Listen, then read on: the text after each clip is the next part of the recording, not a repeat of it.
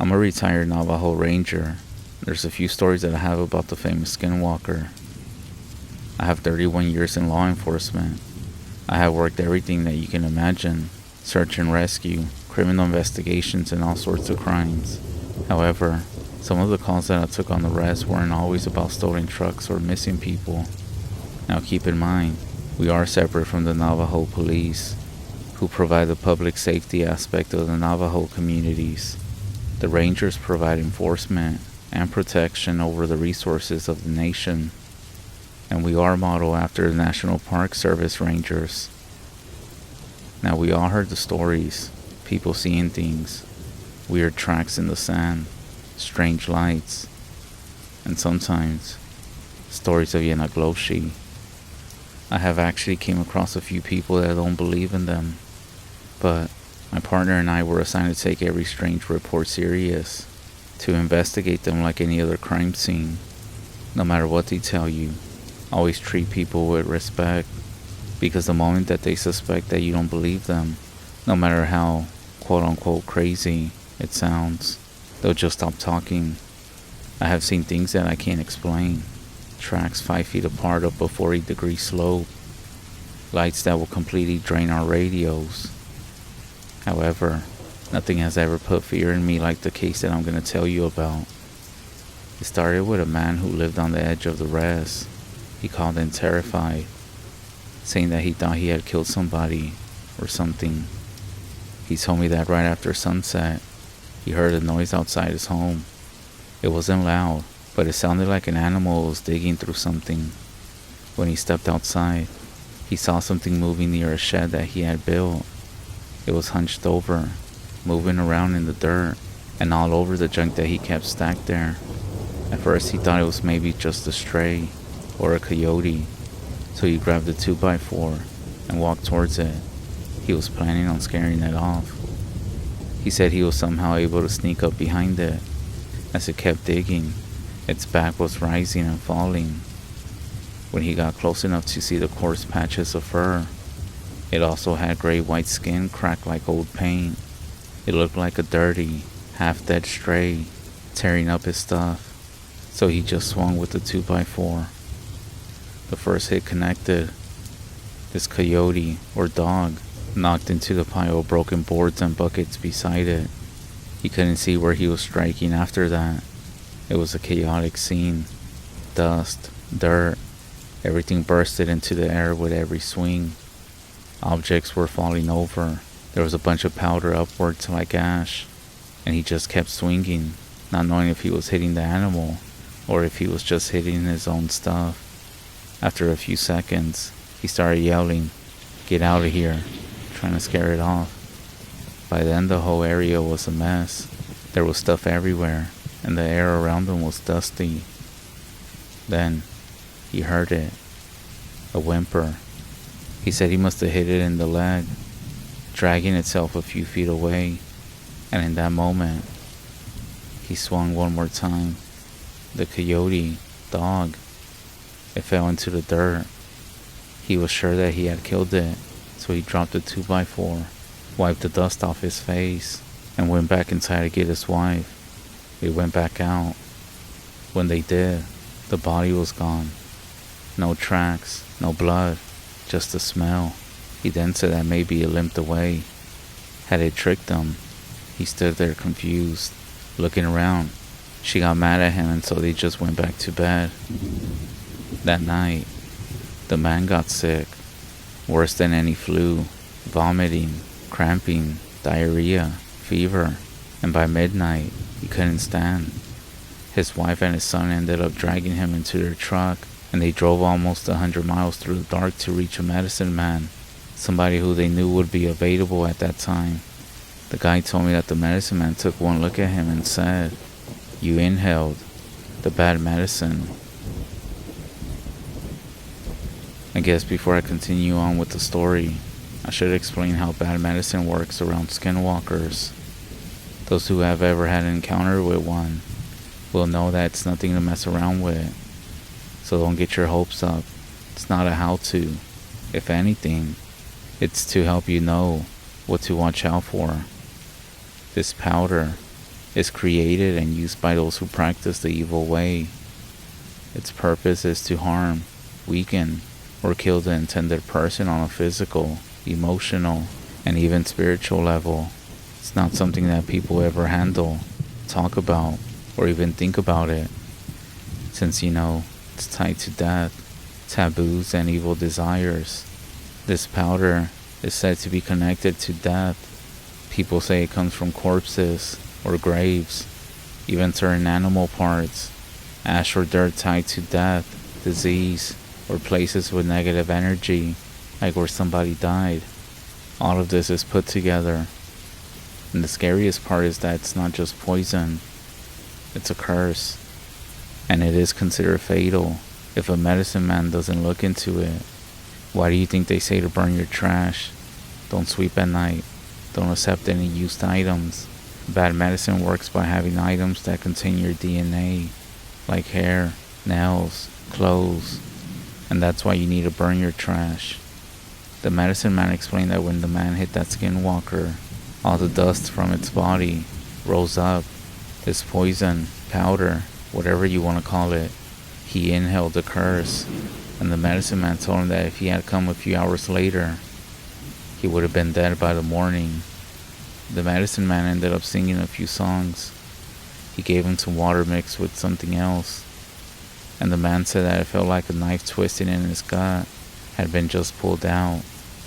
After some time, he could stand up again. They had also brought their son with them, who waited in the truck as he was asleep. Well, he told us later that when his parents went into the Hogan, he saw somebody else going behind them, a tall, dark figure. Nobody else saw it. When the ceremony ended, the man walked out alive, but the medicine man told him to never speak its name again. I actually took that on the report myself, and when I filed it, I called it what it is: attempted homicide by some unknown mean. You see, out here on the Navajo Nation, witchcraft is not just folklore, it's a crime, and it will kill you. Over the years I learned something. You don't gotta believe in these things for them to notice you. Every time we talk about skinwalkers, strange things happen. Electronics fail. Animals begin to act nervous. And sometimes you just get this feeling that something is gonna happen. So when I finish telling you this, I do what I always do. I'm gonna go smudge, because once you start speaking their name, they start listening. And what about the boy? Who is it that he saw? He didn't explain to me, and I came to the conclusion that whoever had cursed this man was following him or trying to interrupt the ceremony that went on, which is why the boy saw a tall shadow following behind him. And if you didn't know, children are more sensitive to spiritual things at a young age. So do be mindful next time if your kid or your baby is crying or looking towards the corner of a room. Let me know if you want to listen to another experience that I have similar to this.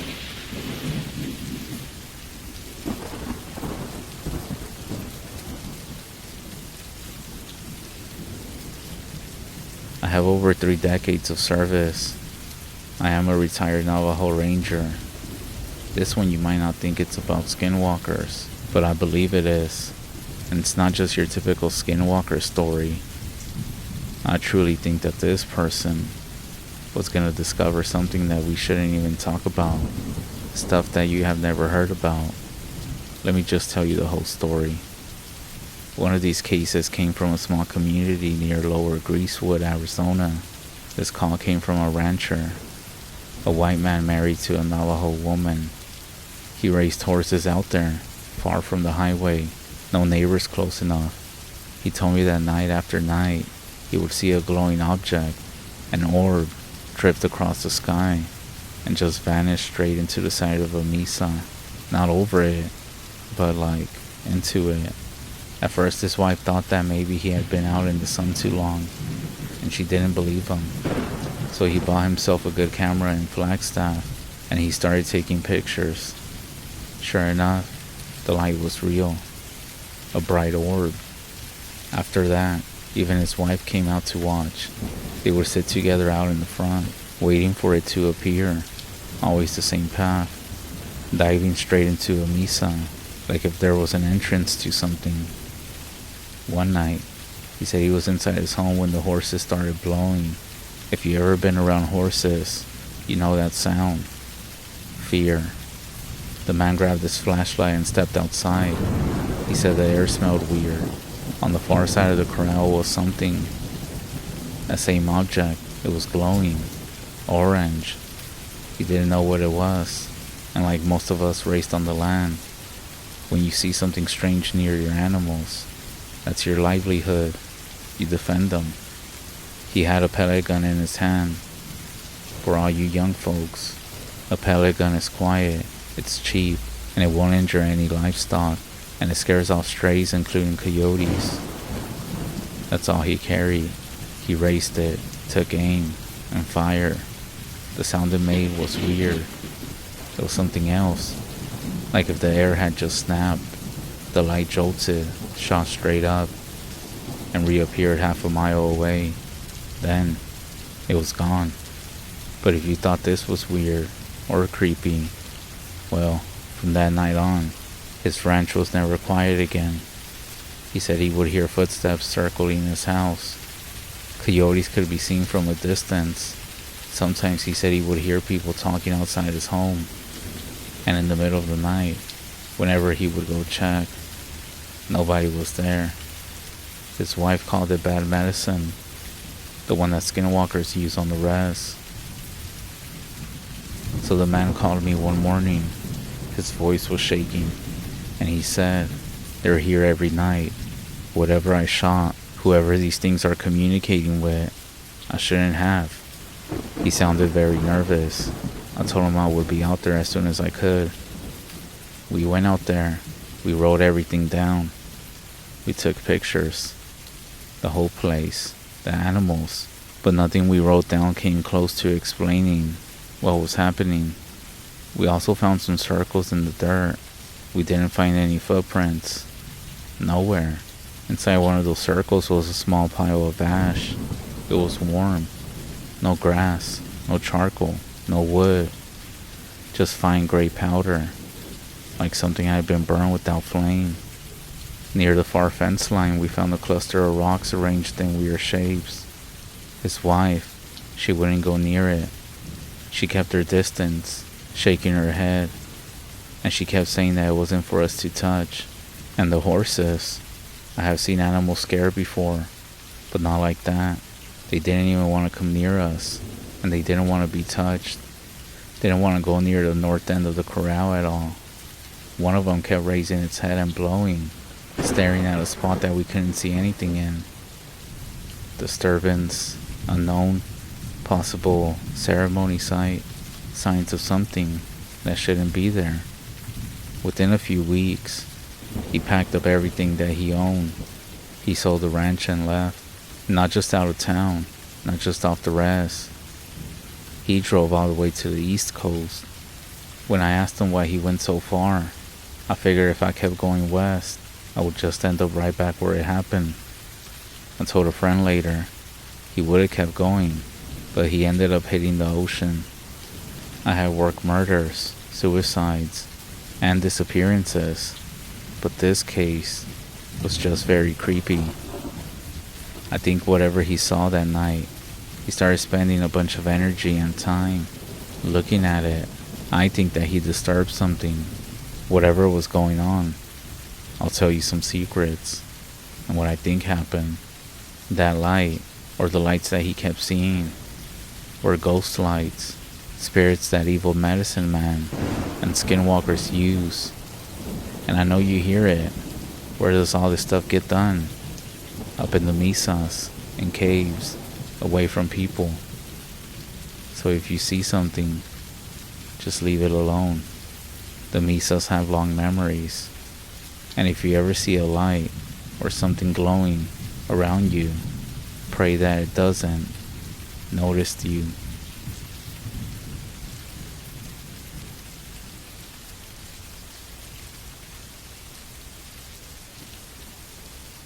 Many people don't know where the fear comes from.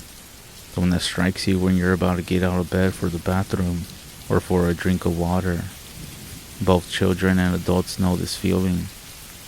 Adults are more likely to ignore it and get a glass of water or go to the bathroom. But children, on the other hand, they couldn't tell you why or what was waiting for them if they got out of bed in the middle of the night. But they're always filled with fear, at least most children. Must have been about 4 years old. I slept down the hallway from my parents with the bathroom being in between our rooms.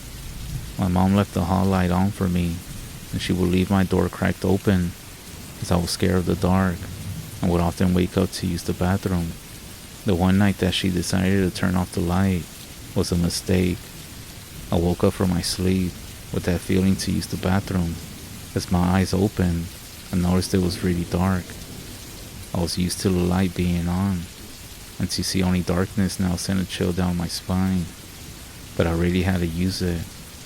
I thought about holding it until there was light, but I knew I couldn't make it. I sat up and placed my feet on the cold wooden floor. When I approached the crack open door, I noticed something strange, and my eyes adjusted to the light. I swear I could make out something, a figure, standing there. I froze in my spot, eyes wide and staring. This thing stared back at me. "Mom?" No response. "Mom," I said it again. Now I was scared that maybe this thing wasn't my mom. It didn't move. It didn't flinch. "Mom." That's when there was a sound down the hallway, and then the hallway light turned on. This thing vanished from sight. My mom came racing into my bedroom, asking what was wrong. I told her I saw something standing there in the doorway, but she checked the hallway, the bathroom, and my room, and didn't find anything. She told me it was just my eyes playing tricks on me. I told her that I had to use the bathroom, but I was too afraid, so she walked me to the bathroom in the middle of the hall. I kept the door open, using the light from the hallway to guide me to the toilet. It was enough to light up most of the bathroom, so my mom saw no reason to turn on the bathroom light. Besides, she was standing by the door. I felt safe with her there. As I sat on the toilet, my eyes moving towards the mirror, I saw it, standing on the other side of the mirror. Whatever it was, I knew it lived there, and I knew it only came out to play in the dark.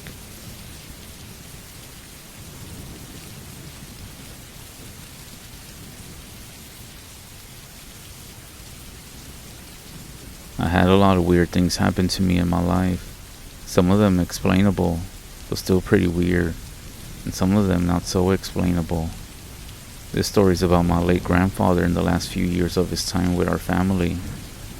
When I was a young boy, I spent every summer with my grandparents. They lived deep in the country where the houses are miles apart, and the woods go on forever. I loved it. I only really saw them over summer break because they would go to Florida every year. My grandfather was half Blackfoot, and he often told me stories that his mom had passed down to him. As we would walk through the woods, it was from him that I first heard about what is often talked about as skinwalkers. I have always had weird dreams, and I often connect them to the fact that I don't sleep very well, every few months for my whole life, and I'm not exaggerating. It can happen around 4 to 6 times a year. I've been having a dream about my grandfather just standing in the tree line by where his backyard met the woods. There's 2 large bucks standing slightly behind him as he tells me to follow him, and it's that same dream that I've been having over and over again. Now, my grandfather had cancer when I was 13. Medical technology wasn't quite what it is these days, and the doctors didn't really give him a lot of good outcomes. He was 82 when he was diagnosed, and because he took great care of himself all his life, he looked like he was only 50. But that year was really hard on him, and by the end of it, he had beat it. However, within 2 years after this, he started to look skinny, skeletal, and he also had a bad smell to him. Maybe it was some of the effects of cancer and what it did to the body. Anyways, after the whole cancer thing, my grandfather began to act strange. He was always the most pleasant, peaceful man that I had ever known. He taught us lessons of grace and forgiveness. I had never heard him raise his voice, or curse, or say anything even mean. But then he began to withdraw into himself, and just speak and say random things that didn't make sense. He became the meanest person, and it wasn't something he didn't know he was doing. He was just real blunt about everything. He always spent a lot of time out in his work shed or walking through the woods, but now he spent almost all his time out there. His body fell apart on him, and we would sometimes find him out there with his walker, just staring at the treetops and humming out a key. I say this because he was a really good singer. He knew how to carry a tune, and it wasn't just him behaving strange. The animals would follow him. You know how sometimes people say that dogs and other animals can pick up when someone is gonna die, or like something is wrong with them? Well, I saw him once standing in the tree line, and he was talking to a group of wild turkeys about sacrifice. And the other weird thing is that he always stood in that same spot, over by the salt lick that my grandmother used to draw in deer, so that she could look at them while she sang in German in the kitchen and made dinner. I was maybe 30 feet away. He turned around when he heard me coming up to him, and when he did, believe it or not, he had this creepy look to him, and his face looked all wrong, like his lips and the end of his nose were way too far over his face. But then he smiled, and he walked past me, and he patted my shoulder as he went by. He disappeared into the house, looking over his shoulder at me with a smile as he did so. I looked back and the turkeys were gone. Now, this is where things begin to go wobbly. My family all says different things about when my grandfather died, and about how long it took my grandmother to tell us or bring his ashes home. Not even my grandmother is consistent, and I'll never forget the day my brothers and I found out. We came home from school. It was a Friday and I was excited to be home for the weekend. My mother had left a note on the counter that simply said, "Grandpa is dead. Massive stroke. I'll be back at 6. My mom always had trouble being sensitive to other people's feelings. My dad, on the other hand, who cried for the only time that I ever witnessed in my life, during his father's funeral, couldn't pinpoint how long it's been. He seems to think he died 5 years earlier. My brothers and my sister don't remember the note. My older brother, who wrecked the kitchen in a fit of rage after reading the note, didn't even seem to remember our grandfather last time that I spoke to him. It's almost like there's a mental block on everybody, and I can't describe it.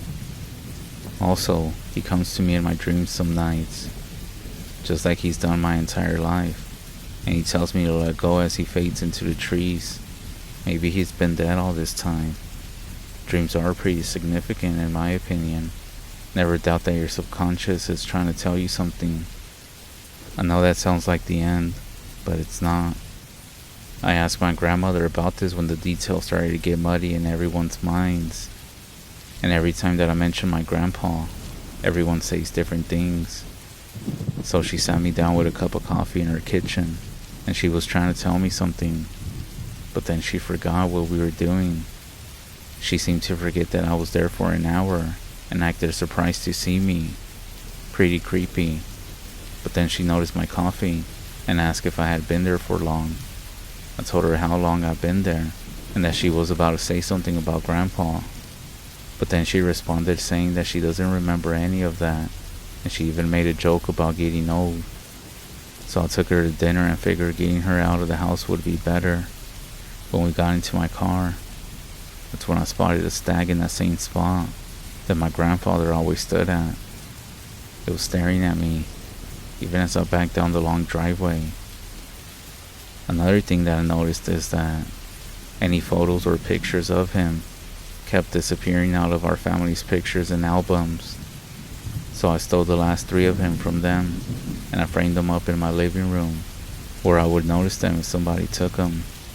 Another weird thing that happened after my grandpa passed away My dad began to clean a pond on my grandmother's land. My grandfather had always said he wanted my father to build something on it. He owned about 80 acres, and my father is a master carpenter. My dad bought a bucket crane and used it for the pond. My brothers and I would often join him on the days that he would go work. There was also a neighbor near that part of the land who had lived there about 50 years, who was always sitting out in the front with a shotgun and a pack of camels. He looked like the old man from Pet Cemetery and always made me uncomfortable. We stopped by to ask him how he was and if he had seen anything interesting going on out here. This one time he pointed out a plume of smoke by the area that we worked at. We just figured someone had done something to the crane, so we hurried back and the crane was fine. There was a small field and a clearing of trees off to the side, and it was just ash and smoldering plants.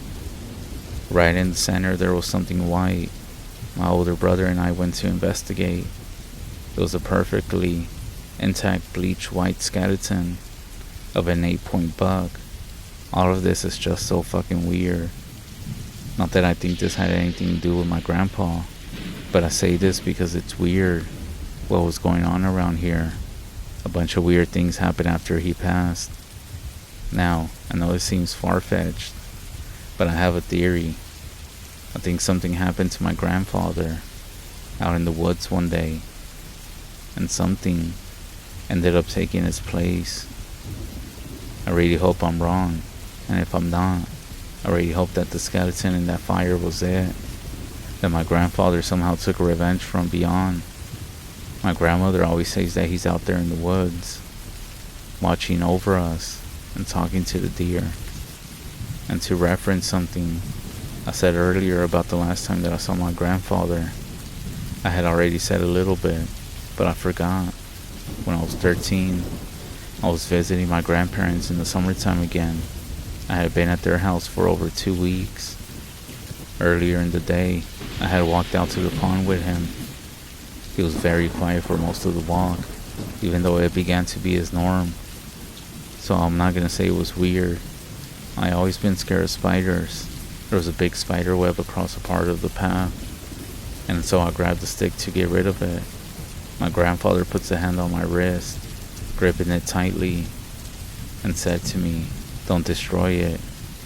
Everything in the world kills, but only to survive. And so all of us are just surviving here." He walked off the path, went around it, and started humming an old song.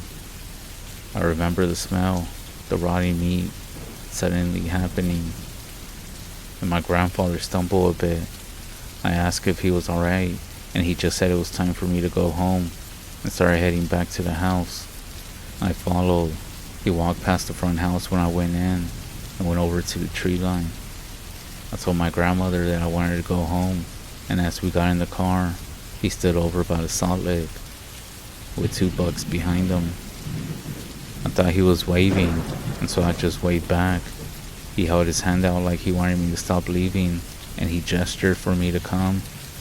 I shook my head as we headed around the bend, and the last time that I ever saw him, he turned around and went into the woods, the 2 bucks moving out of his way.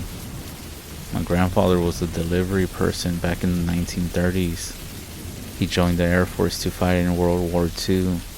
After America got involved, despite being half German and half Blackfoot himself, he ended up marrying my grandmother not long after the war ended.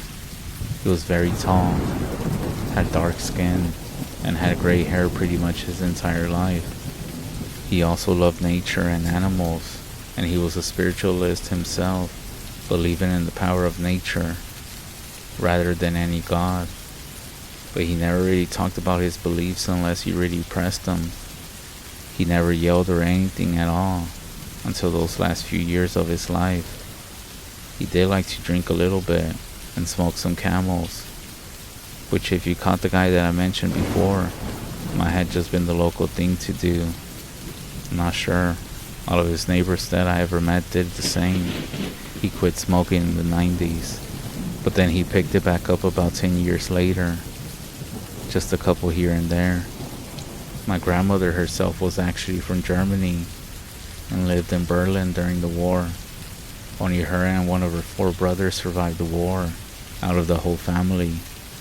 He always said that the animals had a specific smell to the way they did things, and for people to say that, he liked to work with his hands and was himself a master carpenter, and often spoke about the value of hard work. He also spoke about some sort of thing that could walk inside a man. I don't know what kind of words he used for it, because apparently skinwalker isn't the right word. Wendigo, or Wendigo, is a little bit more familiar, and it could be the right one. He said that he spoke to the animals that lived in the woods, and that they told him to be careful of the deer. My grandfather was very trusting and spiritual man, so he asked the deer themselves whenever he got the chance, which is why he had the salt lick right out in the open by his house. I'm guessing he wanted to see from the kitchen. I wonder if he told me about the deer on purpose. Do y'all know any stories, or possibly have an explanation as to what happened here? In summary, a bunch of weird things just around my grandfather's death. Maybe I'll never have the answer. What do you all think?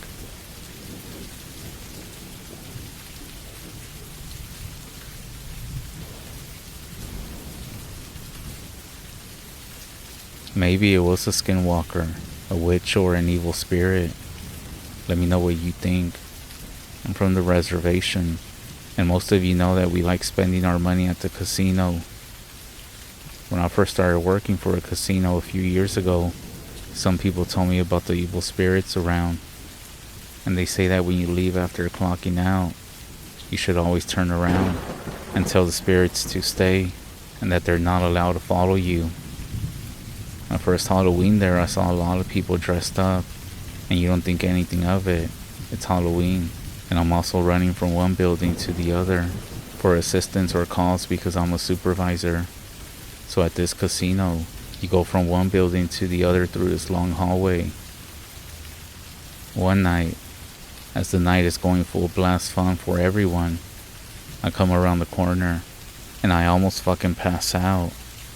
Walking around is this scary, demon, devil-looking person, wearing all black, but with a brown torn outfit. He also had some big-ass horns, dark hair from his waist down, and he was also very tall. Working that day, I had seen so many costumes, but this one just looked so real. He also didn't have feet. He had hoofs and was walking on them upright. When I walked by him, he didn't turn to look at me or anything, but it definitely creeped me out. When I got to the end of the hallway, I turned around to see him, and he was just standing there, looking my way. It's creepy as hell, an image that I won't ever forget. I'm not saying this was an evil spirit, or a skinwalker, but mind you, if you aren't familiar, or if you've forgotten, evil spirits hang around where temptation is. I also heard this once before about a casino. Some people said that they saw somebody giving money out to people, and everybody who accepted it ended up dying. After all, it's a casino. Lots of beer, lots of alcohol, card games and entertainment, slot machines, and a bunch of other things.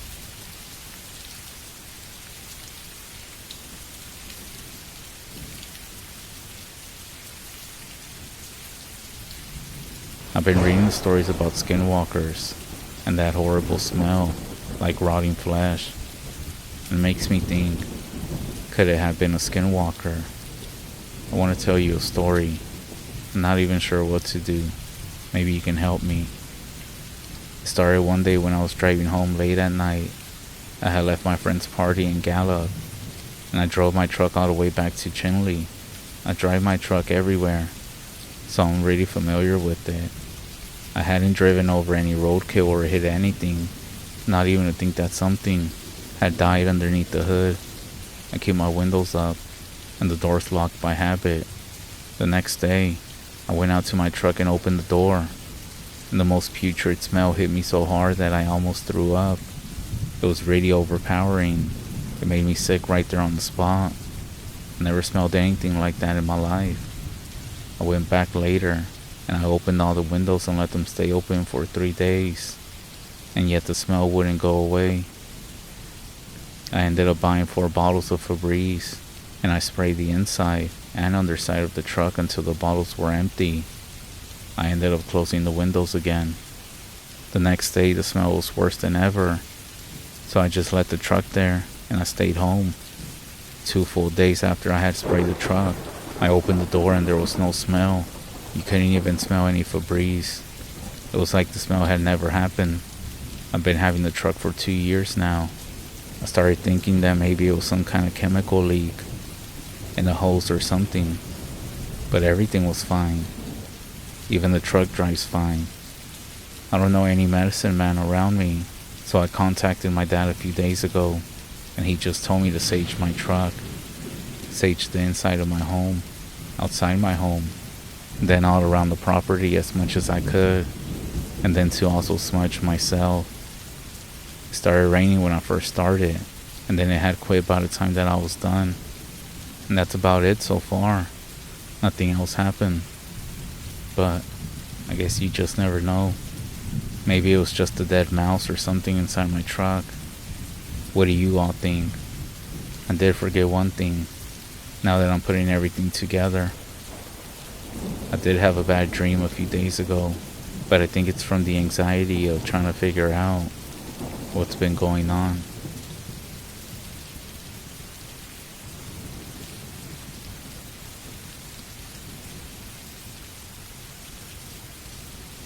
And unless something happened that I'm not aware of, this is the first time anyone outside the family has heard it.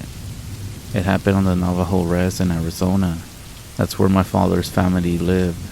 Well, some of them still live there, while others, like some of my aunts and uncles, moved out with their own families as well.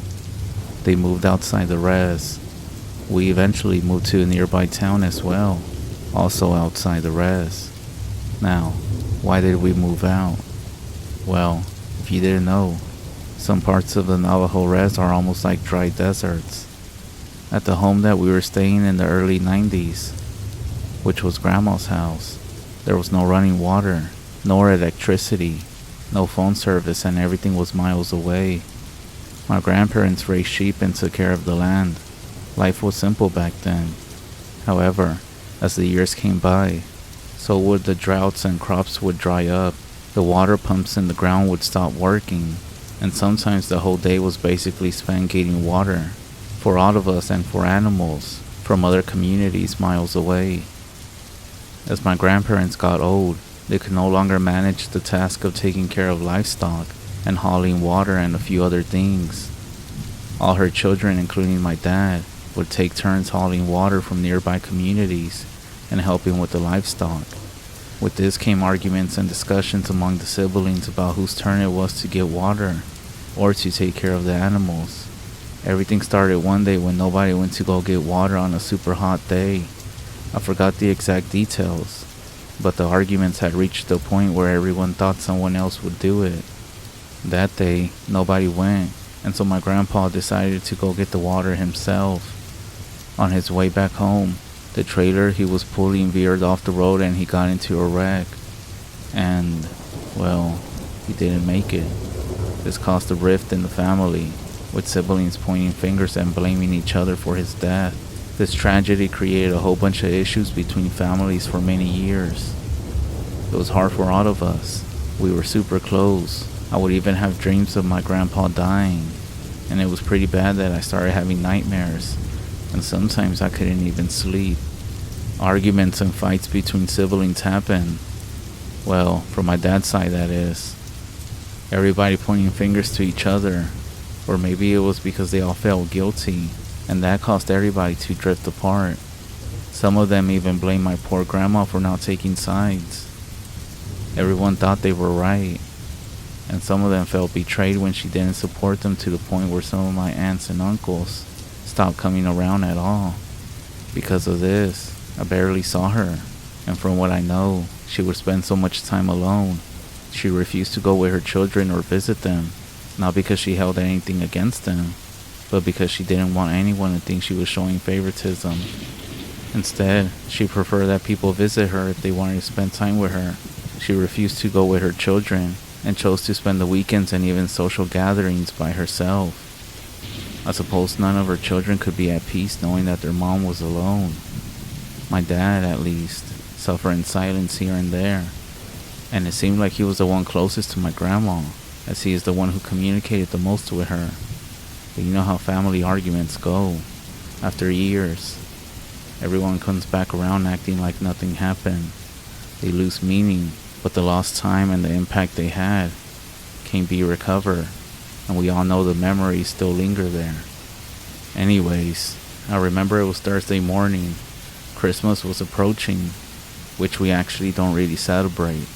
However, it is the holidays, and so people are off work, and that's when we received a phone call. I answered. It was my grandma, and she wanted to talk to my dad. She sounded a bit nervous. When my dad took the phone, my dad always had the house phone on speaker because he had a hard time hearing through the phone. Therefore, I could hear the conversation that grandma was having with my dad, especially because it was a house phone. For those who don't know, house phones could only be taken away from where they were disconnected a few feet, so privacy wasn't really there, unless you were sent to the room or somewhere else to not listen. She mentioned that she felt real sick, and she was calling all her children, saying that she didn't want to leave without talking with everyone, and she wanted to invite everyone over this weekend, as tomorrow is never promised. Then she mentioned something strange. At some point, I could tell my grandma stepped away from the phone because of what she said. "Wait a minute, son. There's something outside," she said. Grandma walked away from the phone, opened the door and stepped outside. I could hear the wind blowing, and through that sound, I could hear my grandma's voice, shouting, cursing, trying to chase something away from the house. A few minutes passed by and my grandma got on the phone again.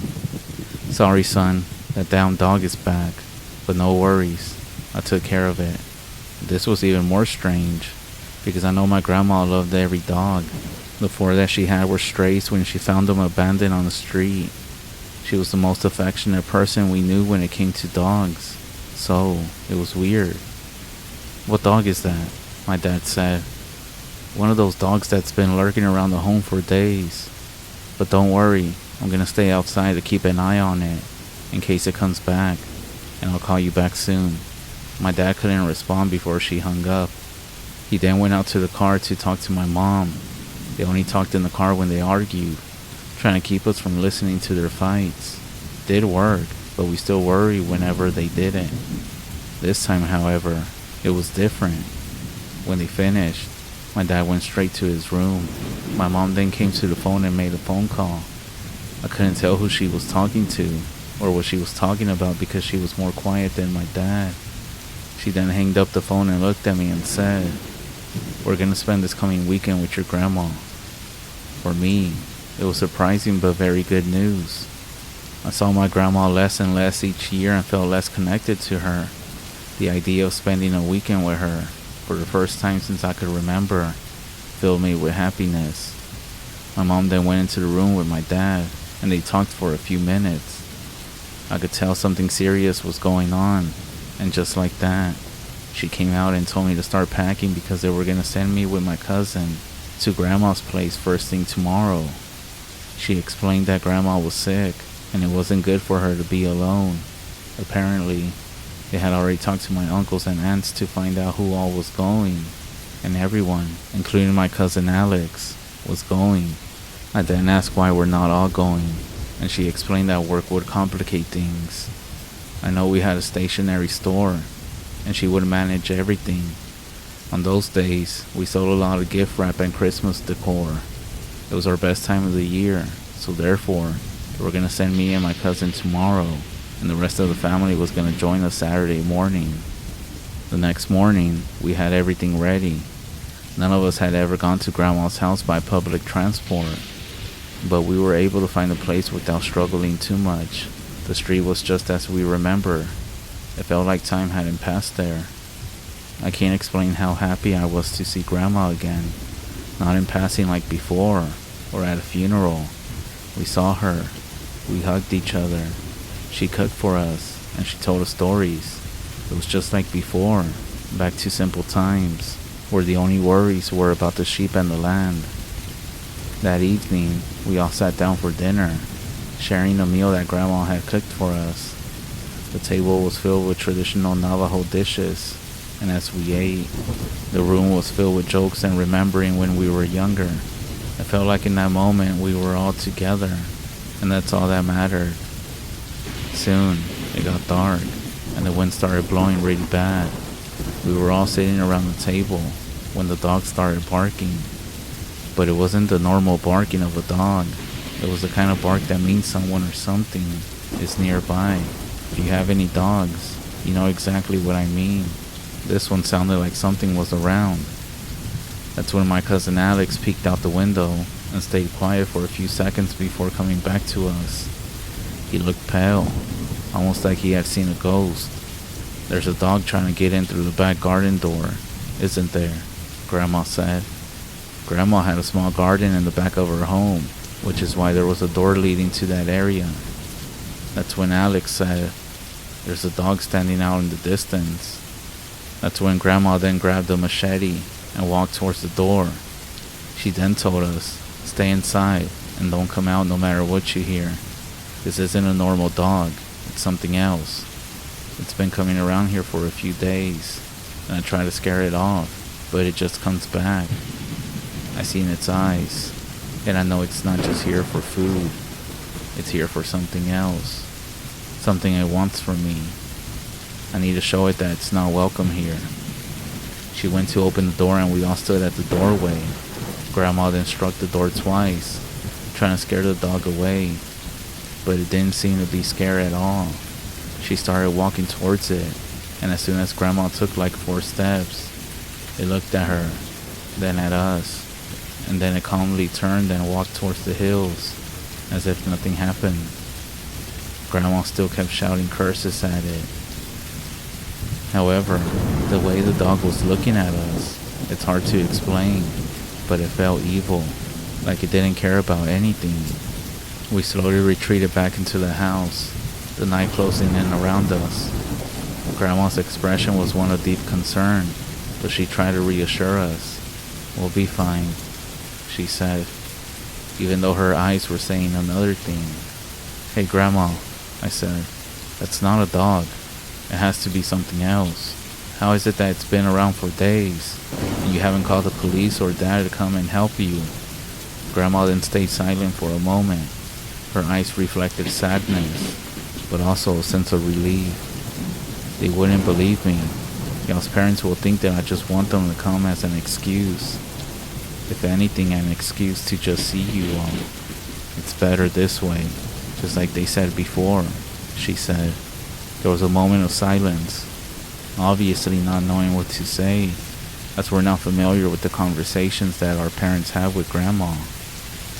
"When everyone gets here tomorrow, we will all be together, for a purpose," she said. "For a purpose? What does that even mean?" She then told us to go to bed, as it was getting pretty late. We were going to stay in a small guest house in the back. It actually belonged to my uncle, who was Alex's dad, as he was one of the last to leave. When he did, he built a 2-room house near the fence to live in for a few years. Now it was empty, even though it still had some furniture. As we gathered our things and headed towards the guest house, I couldn't help but feel a chill in the air. I forgot how dark it gets out here in the REZ, how it's different than being in the city where everything is lit up. Walking across the yard, the wind had died down. The dogs, now quiet, huddled close to the house. The guest house stood at the back of the property. We settled into bed, but sleep didn't come so easy. You know how teenagers are. You get them alone without the supervision of their parents, and it will be a sleepless night. As I laid in bed, I found myself thinking about Grandma's words and the fear that she had in her eyes. "Hey Alex, what do you think Grandma meant when she said we will all be together, for a purpose?" Alex, no sound. I looked over, and he was dead asleep. I stayed awake thinking how it's been years since we've been here, and how great tomorrow it must be with the rest of my cousins coming over. As I was starting to fall asleep, something woke me up. Something I could hear outside. There was something right outside. I heard the breathing of what seemed like a person, and it felt like it was at the window. Alex was snoring, completely unaware. I moved very slowly, crouching, just to check that the window was securely closed, and it was, but there was definitely something outside.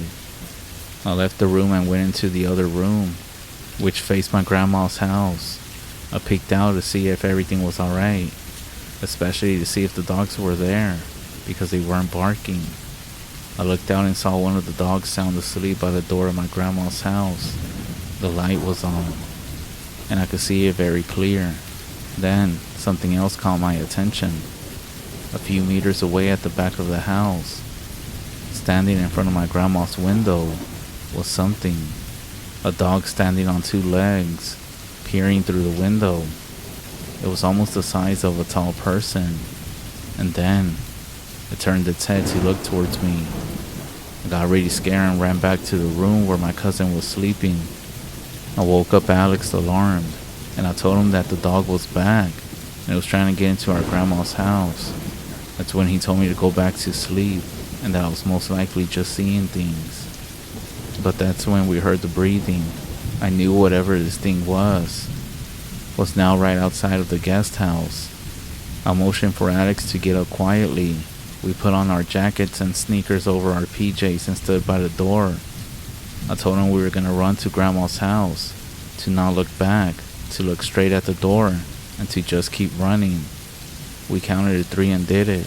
We ran, and even though I didn't look back, I heard things moving behind the house. The whole time I was praying that the door was left unlocked to the garden. As we got closer, that's when Grandma opened the door before we got to it. She told us to come inside. She started shouting, "You're not welcome here. You're not welcome here. You're not welcome here." And that was it.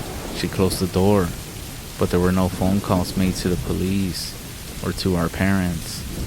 Me and Alex were shaking inside as my grandma came back.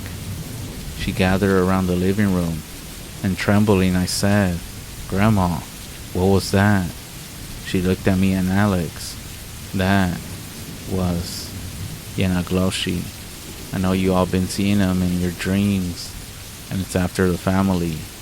"What do you mean, you all been seeing him?" I said. "Oh, you don't gotta tell me. I know what's been going on. I know you all been having nightmares and dreams.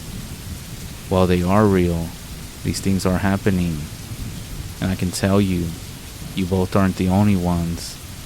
Y'all's parents have been seeing the dog as well. But let us stop talking about this."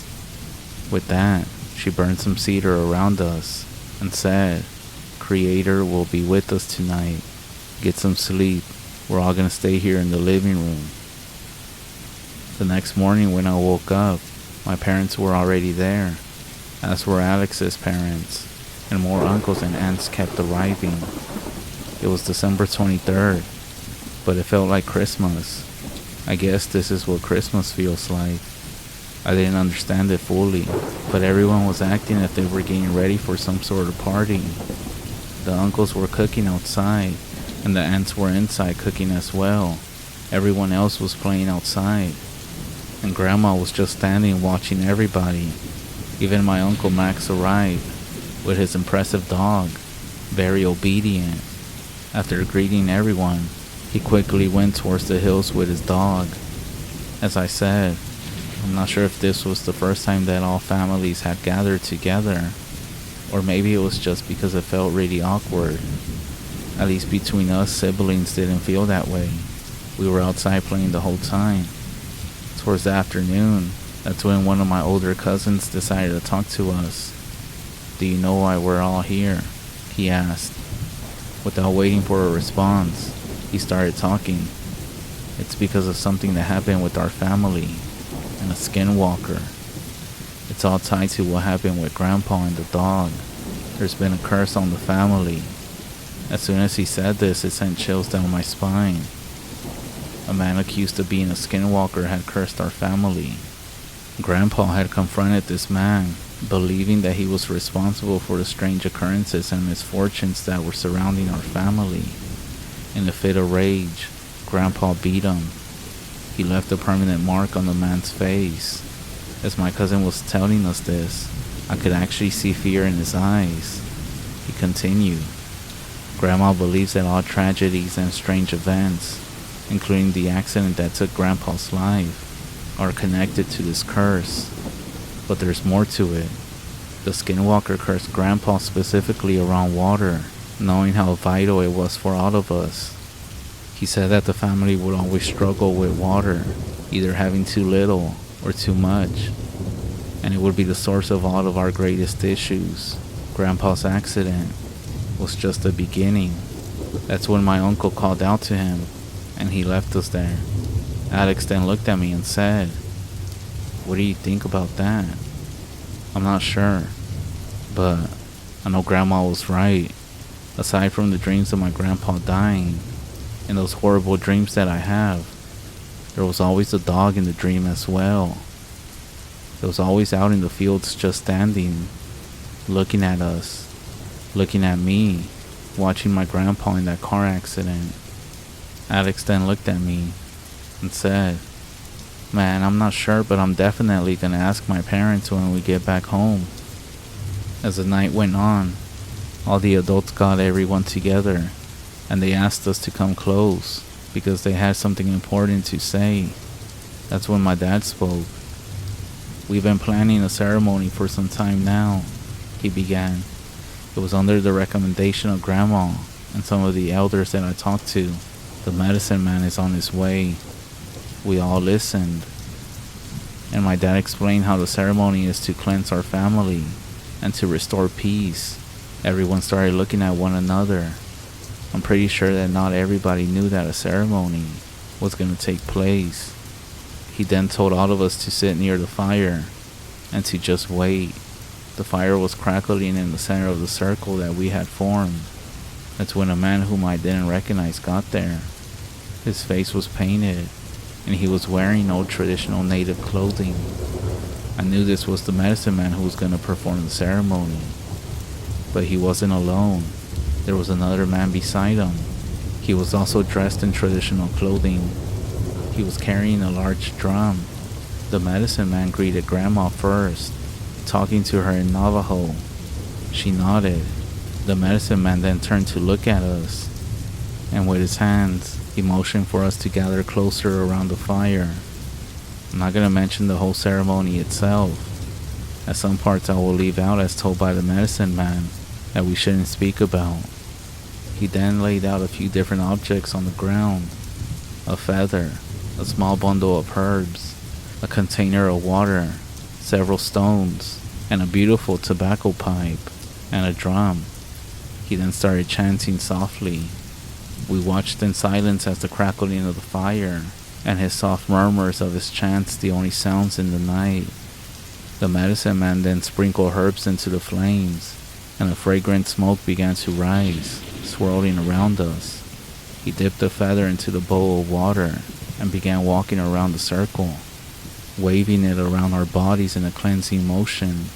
Then, the medicine man lit the tobacco pipe and took a long, slow draw. He held the pipe out, and we watched as the smoke curled upwards, blending with the herbal smoke from the fire. He passed the pipe to Grandma, who took a draw and then handed it to the next family member. The pipe then made its way around the circle. The man who had come with the medicine man then picked up the drum and began to play it slowly. As the drum beat filled the air, the wind picked up again. The medicine man's chanting grew louder, his voice rising and falling in a pattern. Suddenly, that's when I saw the dog from earlier appear at the edge of the firelight. It was standing on two legs.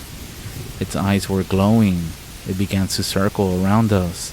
It started running around. The drum beat quickened, and the medicine man started shouting faster, and more loud, and more intense. The air felt really thick. The whole environment felt very tense, every beat of the drum and its words echoing in my head. The dog circled closer.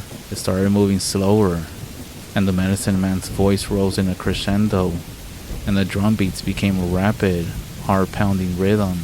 We huddled closer together. The medicine man then took what seemed to be small bundles, little bags including beads, and threw them into the fire. The fire flared up and the dog let out a screech. The drum beat was growing. The medicine man then threw some stones into the fire, and the fire flared up again. The wind started blowing, and for a moment, it seemed as if the very ground beneath us was shaking. The dog then let out one final screech, and it disappeared into the darkness. Then, everything went still. The wind died down. The fire returned to a steady burn, and there was nothing but silence over us. The drum and the singing began to die down, slowing to a calm and steady beat. The medicine man then stood before us. His face looked very exhausted, weak, almost like he was gonna pass out. That's when the other man he had came with helped him stand and sit down. We stood there silent, and the medicine man then said, "Everyone, be at peace. Remember to honor your ancestors," he said. "Keep the memory and their wisdom alive. They will always watch over you." And with that, all of our parents started standing up, and we made our way back to the house. The whole environment felt different now, almost like we were safe. We all ended up sleeping all over the house, some of us in the living room, others in the hall, others in the dining room. The next morning, as we gathered for breakfast, the medicine man joined us. His presence, now familiar, felt different. He took a seat and began to explain more about the curse. The Skinwalker was attached to all of you because of the emotions and pain surrounding her husband's passing, he said, pointing to my grandma. When he died, the grief and unresolved anger among you created a fertile ground for the curse to take root and grow stronger. Emotions like pain, anger, are basically breeding grounds for these forces. They can attract and feed evil spirits and curses. He stopped for a second, letting his words sink in. We listened, understanding the seriousness of it. The Skinwalker was thriving on everything surrounding y'all's family. The medicine man continued. Every argument, every moment of grief was an opportunity for the curse to deepen its hold. It wasn't just the physical presence of the Skinwalker that was bothering you all, but all the emotions as well. We not only got rid of the Skinwalker, but also began the process of healing those deep emotional wounds. Grandma nodded, with tears in her eyes. We have let our pain and anger fester for too long, she said. It's time we start healing as a family. The medicine man smiled gently. That's what the ceremony is all about. It's not just about removing the curse, but also restoring balance and harmony within the family. The ceremony and I have done our part. Now it's your turn to do yours. Embrace forgiveness, love and understanding. But most important, now is the time for healing and recovery. Talk between each other and support one another. These are your strongest defenses against any darkness that may come your way.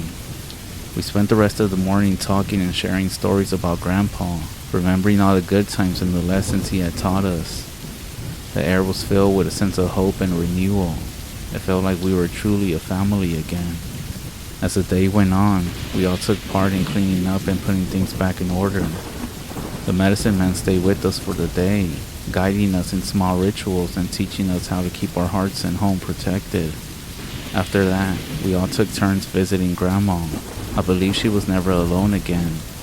She ended up passing the following year, and after her funeral, we all never gathered together again. I doubt we will ever spend another holiday together, but I know from talking with my cousins that each of us, in our own way, still remembers that night. I'm sure you're hoping for a happy ending about how we embraced and forgave one another, which we did, but I guess to some extent, I guess some things just can't be forgotten or easily resolved. After Grandma's passing, everyone went their separate ways, and eventually, we all became pretty distant again. There was one of my uncles and one of my aunts who, despite everything, didn't change. Disputes over the property, who was gonna get what, which is a whole other story I can tell you if you're interested. We did end up contacting the same medicine man who my father had a good relationship with. He counseled us and advised that we can only do our part. As far as someone's bitter or hard, only they themselves can be at peace. You can only do so much to help someone, but in the end, if someone doesn't want the help, it won't work. While we can strive for healing, not everyone is willing to let go of the past. If anything, I heard from my cousin Alex how his father ended up getting into some weird stuff.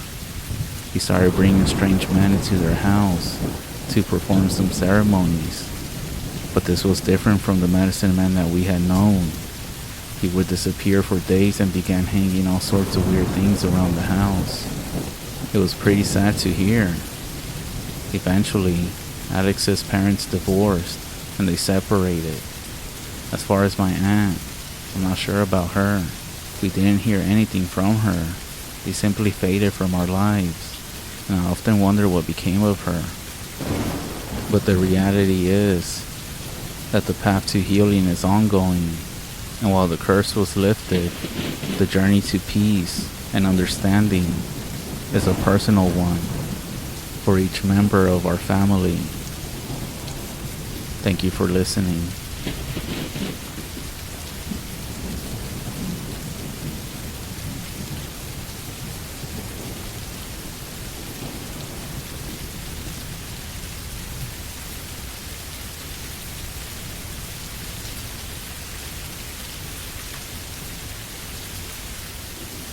My story is going to be pretty short. I've been thinking about if I should share it with you all, which I hope you don't find it boring. My dad was the nicest person I ever known, always trying to help those in need, even when it seems like it worked against them in some situations. He was always willing to give a helping hand. I remember very well what he told me happened one day when he was driving back home from work. It was around 11 at night. It was late, and his plan was to arrive in time for dinner. But at this point, I'm sure he was just hoping that if anything, he would find my mother awake. He didn't know that we were actually waiting on him. Back then, there were no cell phones, so he couldn't warn us that something had happened and that he was going to get home late. In the outskirts of our city, there are some woods on the north side that you have to come through before getting into town. It's about a 20-minute drive through nothing but a forested area. We actually gone camping there a few times in the past as well. So my dad told me that as he was coming through the darkest area of the forest, he encountered a broken down car with a man and a young kid asking for help. My dad always going out of his way to help somebody out. He said he thought it was very risky, but he said he couldn't leave them alone out there on the side of the road. So he pulled up the car in front of them. Apparently, he talked to the man and they needed to change the tire, which they had. However, he needed a jack because the one they had was broken. When my dad opened the trunk to his own car, he got his jack, and that's when he noticed that the kid was playing and starting to walk towards the tree line, which wasn't that far. My dad did say this was pretty weird, as the kid, who must have been around 5 or 6, should most likely be asleep by now. My dad yelled at him, telling him that he could get hurt, but the kid didn't listen. His father also didn't seem to be paying attention, as he was too busy inspecting the tire. So my dad just placed the jack underneath the car and gave the tool for the man to untighten the lug nuts. While he was doing that, he noticed that the kid didn't stop walking along the tree line, but without straying too far, walking from one tree to another, as if he was playing hide and seek, laughing and poking his head out from the pines and looking at him. "Hey, you know he could get hurt. There's a lot of underbrush over there," my dad said, hoping that the man would pay attention to his kid. The man was grunting as he was trying to loosen the lug nuts. "Damn, these things are hard. What did you say?" the man asked, focused on the tire, and my dad was about to repeat it, but that's when he saw the kid running and getting into the car. That's when he saw his face. He said it seemed like he had seen something out there. He looked all scared. He said that the kid kept looking at him, and just like that, his facial expression changed to that of a creepy, weird smile, almost smirking, but in an evil way. They finished changing the tire, and the man said thanks to my dad. They rolled the tire to the man's trunk, and as they did, the kid was staring at him, with his face pressed against the passenger window. "Weirdo," my dad said. "Well, thanks so much for helping, man. 3 cars had passed by within the last 30 minutes, and nobody was stopping by. I know this whole situation looks fishy. I mean, to be honest, I wouldn't have stopped here, but thank you. I really do mean it," the man said. "Well, there's no way I was gonna let y'all be stranded out here alone. Plus, it's pretty creepy, dark, and late. Who knows if anybody else was gonna pass by here," my dad replied. The young man just smiled, somewhat confused, and walked to his door. My dad said to stay safe, and he started walking towards his car as well. As he was walking, he said he looked back to see the man getting into the car, and he noticed that the kid wasn't in the car again. That's when my dad walked back to the guy's car, and he said, "Hey, don't forget your kid." That's when the young man's face completely changed. His eyes opened wide, as if they were about to pop out. "What kid?" "There was a kid with you. That's actually why I was convinced to stop," my dad said. I've been here by myself this whole time," the man said nervously. That's when they both heard a whistling sound coming from the tree line. As they looked, they saw what seemed to be the silhouette of a young kid, just staring. That's when my father told the man that we should get out of here right now. They sped off, and when they left the forest, about 10 minutes later, they stopped at a gas station. My dad ended up fixing the jack that he had just thrown on the passenger seat. They talked for a few more minutes before going separate ways. However, my dad said that when he told the man that maybe what they had seen and heard was something good, because if the kid hadn't appeared, he wouldn't have stopped. But that's when the man said that when his tire blew out, he thought he heard a kid laughing, but he said he was most likely just hearing things. However, if it was good, then why did my tire blow out at that spot? What if it was actually evil? And what if it was trying to draw us towards the woods? Until the day he died, my dad insisted that the story was real, and that it was the scariest, creepiest thing that has ever happened to him. I do believe him. We stopped going camping there. As a matter of fact, we even stopped driving through that north side to come into the city. We even started going around the long way instead, just to avoid that area. Anyways, just be careful out there. You never know what's out there in the dark.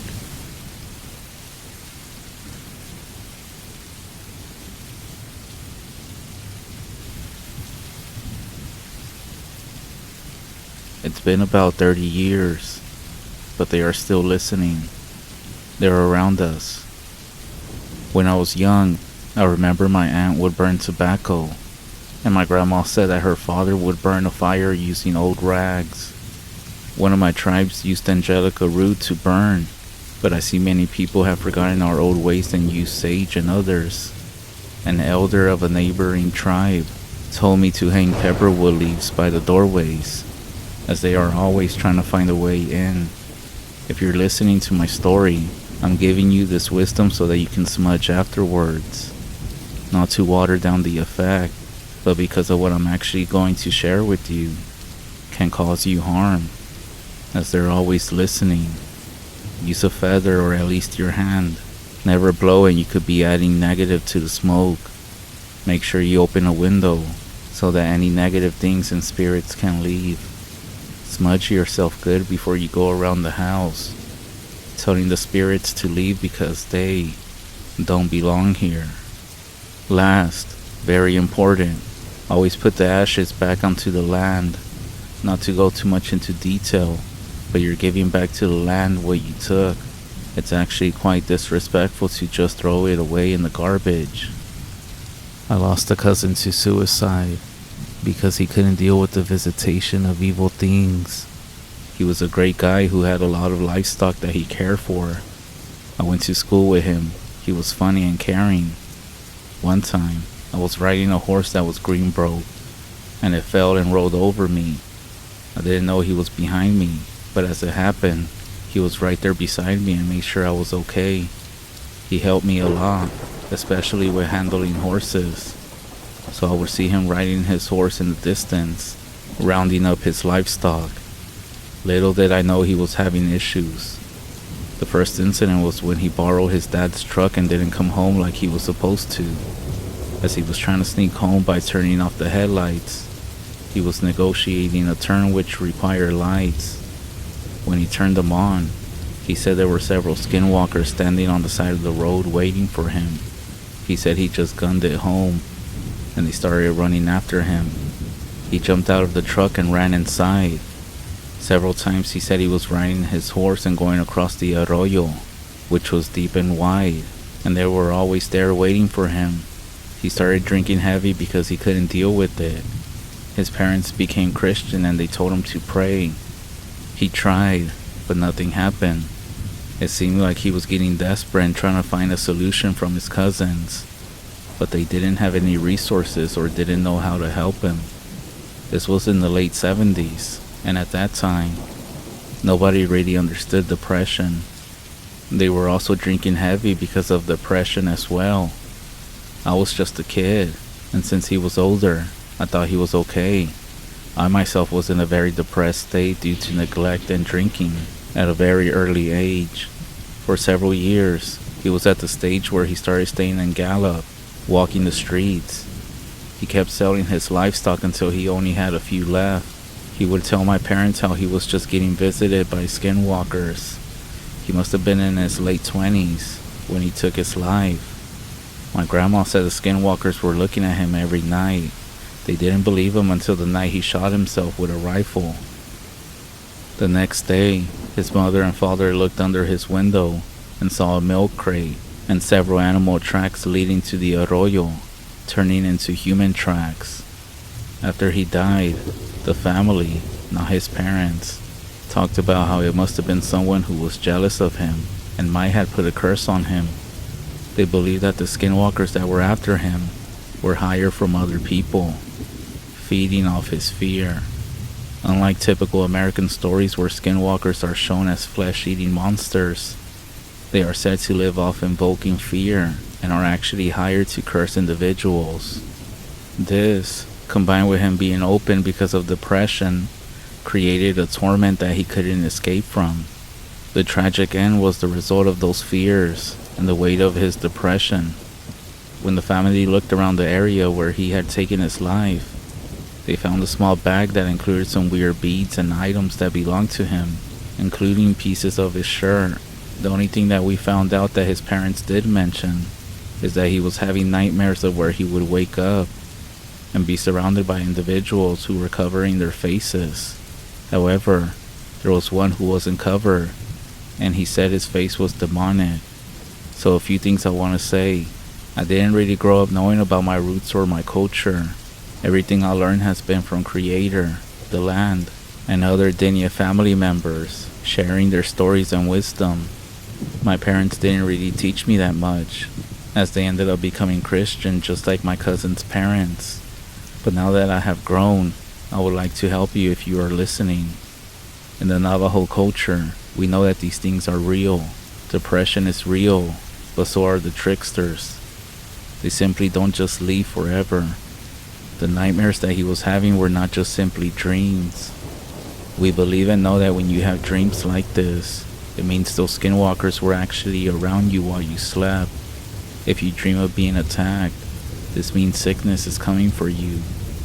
It's important to seek out a medicine man to do a cleansing, to find the issue that's going on. We do ceremonies to get rid of all the bad medicine. The grandma of my cousin believes that if a proper cleansing had been done, maybe he could have found peace. The spiritual and physical world are deeply connected. Recognizing one often requires addressing the other one. Please don't try telling me that he's in a better place.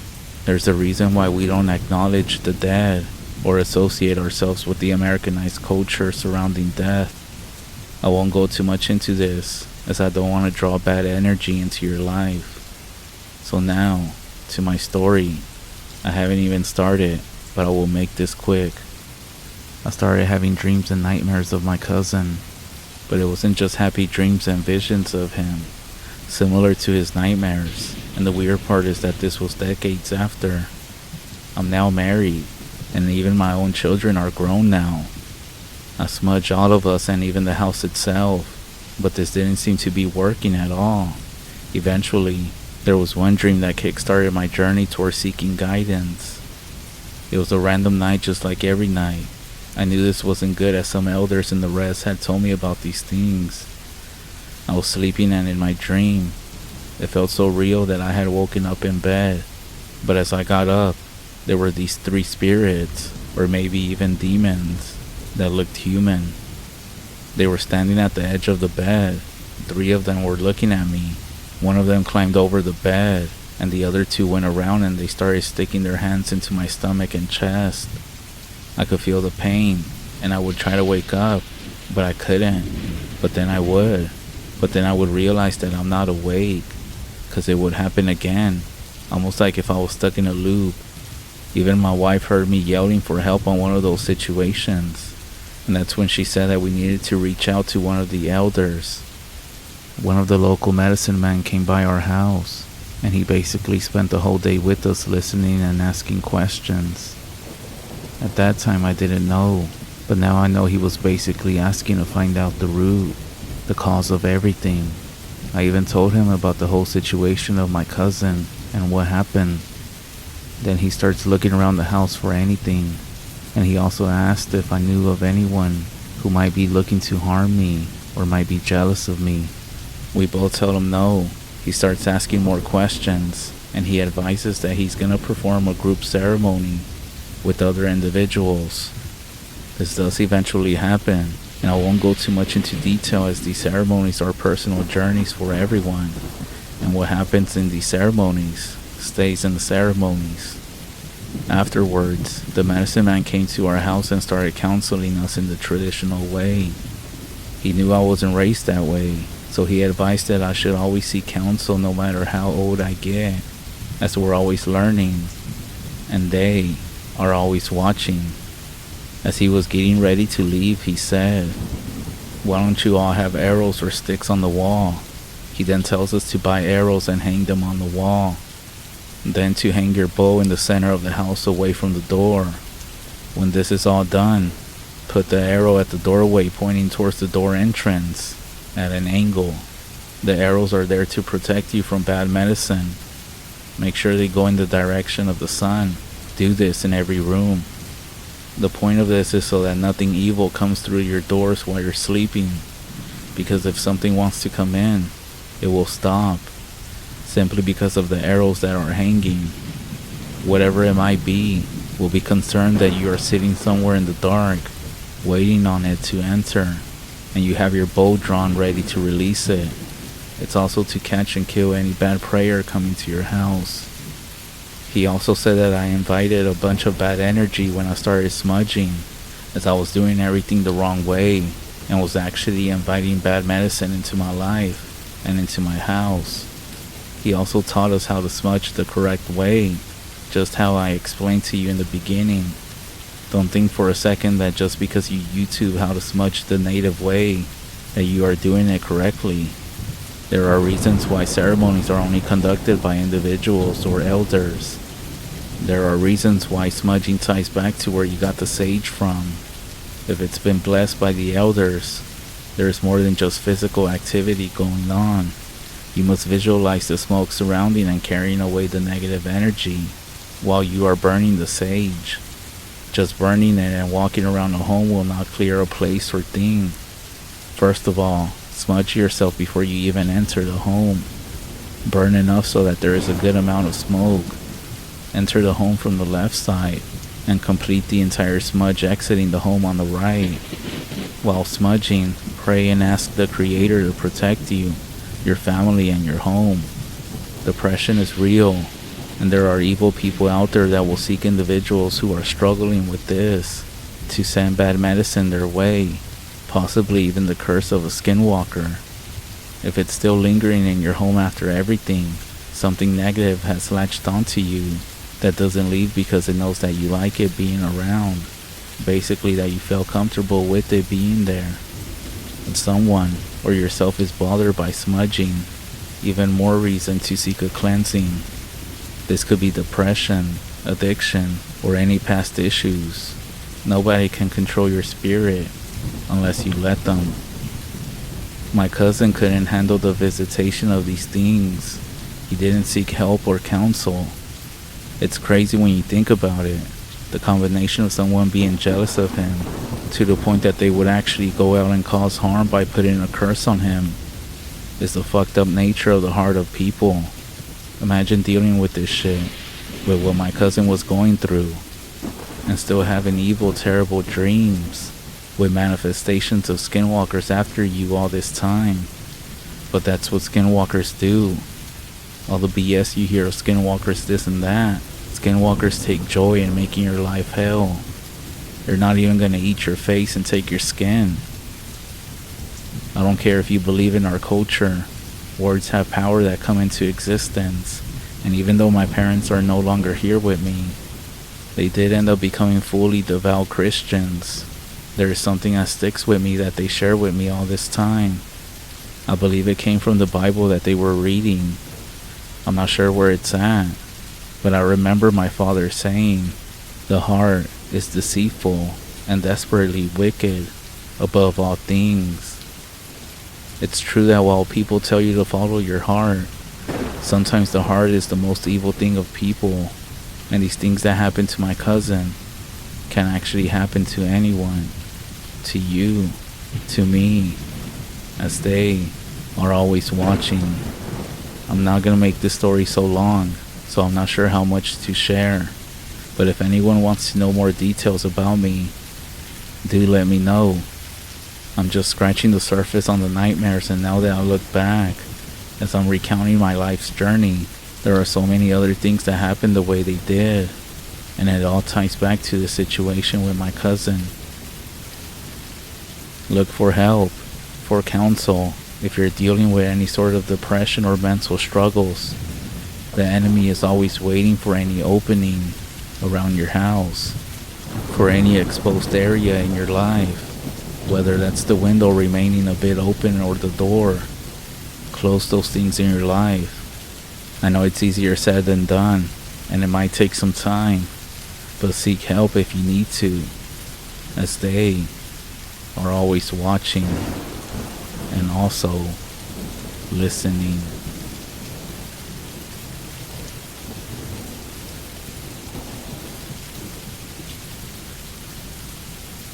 This story is unfortunately true. I changed names and ages slightly for privacy. I grew up in the Sierra Nevadas. It's a really beautiful part of the world with sprawling pines and plenty of lakes. I wasn't big on camping, but I spent a good chunk of my childhood weekends hiking with family and friends, and also spent many summer days too being on the lake. On the summer that this happened, I was 16, about 10 years ago. Now my cousin Celia had come back from her first year of college, and her boyfriend Jay was visiting to meet her family and friends. Jay, like most visitors, wanted to go on a hike with lake views. Celia and I decided to take him on one of our favorites, a moderate hike through the woods on a gentle incline that peaks in the trees overlooking Lake Tahoe below. Jay had some hiking experience, but it was in less rugged terrain, and we thought this hike would be a fun challenge with the views that he wanted. It's an in and out trail that takes about 2 to 3 hours to the top and 2 to 3 hours back down. There are some smaller trails that branch off and offer steeper inclines, or even ways down towards the lake. The three of us set off on the hike. It was the first Saturday of his visit. The trail isn't the easiest to find, but it's really popular with locals because of the view and general lack of tourists. It was mislabeled on the most popular trails website at the time, so it was hard to find. We passed only a couple of other hikers, mostly granola-type couples with camelback water backpacks, hiking with their dogs. We made it to the top in good time and enjoyed our lunches overlooking the lake. Jay was impressed by the views and spent a lot of time taking pictures. In between selfies and bites of sandwiches, we mostly just relaxed and got to know each other. After about an hour of relaxing, that's when we heard it. A scream in the distance. Specifically, a mountain lion scream. If you never heard a mountain lion scream, it's really unnerving. It sounds a bit like a very loud, terrified woman letting out a blood-curdling shriek of terror. Look it up. It's truly a horrible sound. This was not good, because when a mountain lion screams, it's part of a mating ritual, or two male lions are fighting. Either way, hearing one scream meant there were multiple mountain lions, and pretty close. The bears in the Sierras are softies, but the mountain lions will attack you. They will attack your pets. They've even been known to attack bikers. There's safety in numbers, but even 3 is risky if you're talking about a hungry lion. Jay was really freaked out. There weren't that many big animals roaming around where he's from, and the thought of an animal large and willing enough to eat him was off-putting. Celia and I were alarmed, but not too scared. Between the natural disasters that occurred in the region and the sometimes deadly wild animals that got close to town, we were fairly unshakable. We had seen plenty of bears and snakes on hikes, and sometimes encountering critters is the price that you pay to enjoy the natural beauty. This also wasn't the first time that we heard mountain lions, and we had both seen them before. Of course, mostly from the safety of a cabin or a house. There was also an incident where, as kids, we laid out some expensive steak in my backyard, hoping that a mountain lion would come so that we could take pictures of it. It didn't work, and my mother was unhappy about the steaks. Anyway, Celia and I told Jay that it was fine, but that we need to pack it up and get back down the mountain. We packed up the leftovers of our lunches, and we took off at a faster pace back down the mountain. About 40 minutes into the hike back, Jay realized that he forgot his phone at the lookout in his rush to leave. Of course, after a brief back and forth between Jay and Celia, we decided to go back and get it. Actually, we decided that Celia and Jay would hike back up to retrieve his phone, and I would stay there, on the trail, alone, to warn any other potential hikers that there are lions in the area. I was mostly worried about those hikers with their off-leash dogs, and wanted to prevent a dog from getting mauled to death. This was obviously not ideal for any of us, but it seemed like the best choice at the time. I found a nice rock to sit in the shade, just off the trail, and was going through the pictures we took on my phone and playing Temple Run. There was no cell service or internet, but I knew they were going to be back soon. Celia and Jay had been gone for around 15 minutes when I heard the scream again, and it was hard to tell, but I swear it was closer than before. I started to get pretty nervous. Being in a group is better when dealing with mountain lions, and I felt like I was the perfect bait just sitting there alone in the woods. About 20 minutes after that, I heard the scream again, and there was now zero fucking doubt that it was closer. It sounded like it was coming from up the trail, towards where Celia and Jay would be coming down. Logically, I knew that lions don't scream when hunting. They are actually quiet. If there was a lion stalking me, I wouldn't know it. The screaming actually meant that it was doing something else, something not feeding related. However, knowing this did not make me less nervous. I actually became hyper alert, whipping my head around every time I heard a noise or thought that I saw a flash of movement. I turned my flashlight on even though it was the middle of the day. I got off my rock to stand in the middle of the trail, to have visibility up and down and in the trees on the side of the trail. A couple of minutes after that, I heard it again. It was extremely close. By this time, I had full goosebumps down the pit in my stomach, a complete sense of dread. I looked around and tried to find the best place for me to stand, with my back covered in case of the worst. I decided to wedge myself up against a tree next to the rock that I was sitting on. I had good eyesight up and down the trail still, and into the trees across the trail. I continued scanning around, focusing my eyes where I thought the screams were coming from. Suddenly, I saw something standing still, 20 feet up the trail. It was a man. He was completely naked. He was filthy. He was dirty. He was skinny. And he was just standing there, looking at me. I didn't even hear him come up. I know this sounds cliche, but it really was like he appeared out of nowhere, especially since I was just focused on looking for a lion. If you don't know where you're going, it's easy to get lost in the woods around there. The weather can change quickly, and people panic and get more lost in their attempts to find their cars. It doesn't take long, being alone, lacking food and water, in the wilderness, to make people confused, a little crazy. My first thought was that this man was most likely a lost hiker, and judging by how dirty he was, he had been lost a long time. He needed help. I heard cases about people with hypothermia stripping all of their clothes off, and maybe that's what happened here. Now, this was during summer. There's no way that this could happen in July. But that didn't occur to me until later. I started walking towards him, asking if he's okay. As I'm walking, I get this feeling of something being wrong. I'm not sure how to describe it, but my feeling is dreadful. The hair stood up on my neck. I stopped in my tracks, maybe about 15 feet away now, and had the overwhelming feeling to run away. It felt wrong, and he also looked wrong in a way that I can't even explain. Instead of wanting to help him, I was now terrified. I asked again if he's okay, and he looked at me. Then he opened his mouth wide and screamed. Not a normal scream. He screamed just like the mountain lion, a high-pitched scream, a shriek that made my blood run cold. It occurred to me that we were most likely hearing him the whole time. It was the single most terrifying thing I ever seen. I was so scared that I started screaming too. I was getting ready to run away down the trail, but I also didn't want to turn my back on him. Suddenly, he closed his mouth, turned around, and ran into the woods very quickly. He disappeared into the trees, but that feeling of everything being wrong was still with me. I felt like I was gonna throw up.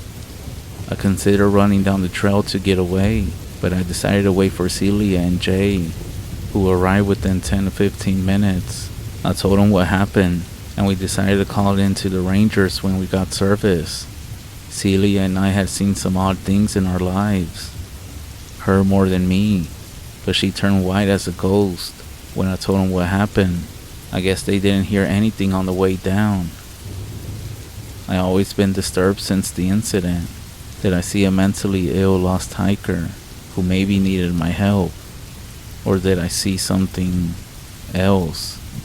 Celia insists it was a skinwalker or something similar, something mimicking the call of a mountain lion and stalking us down the mountain. It's been a long time. I'm doing alright. I don't go hiking that much anymore, especially in that part of the country. The Rangers did ask me to describe him, and despite staring at him from fairly close, I couldn't tell them his eye color or facial features.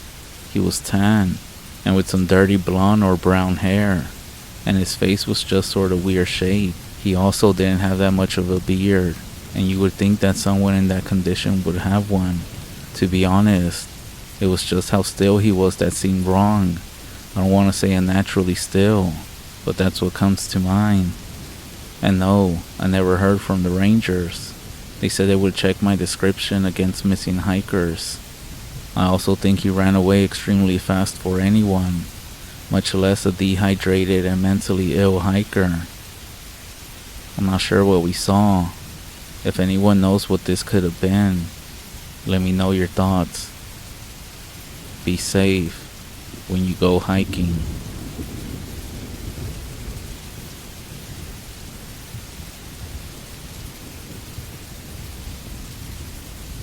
This story happened just this summer. I'm only now getting around to writing everything down. I would consider myself an outdoors man. I grew up in the quote-unquote sticks. I spent a lot of my time wandering in and enjoying the backcountry. I'm older now and have settled down in the suburbs. A wife, 2 boys, a house, and a dog. A job in a cubicle, the whole suburban shit.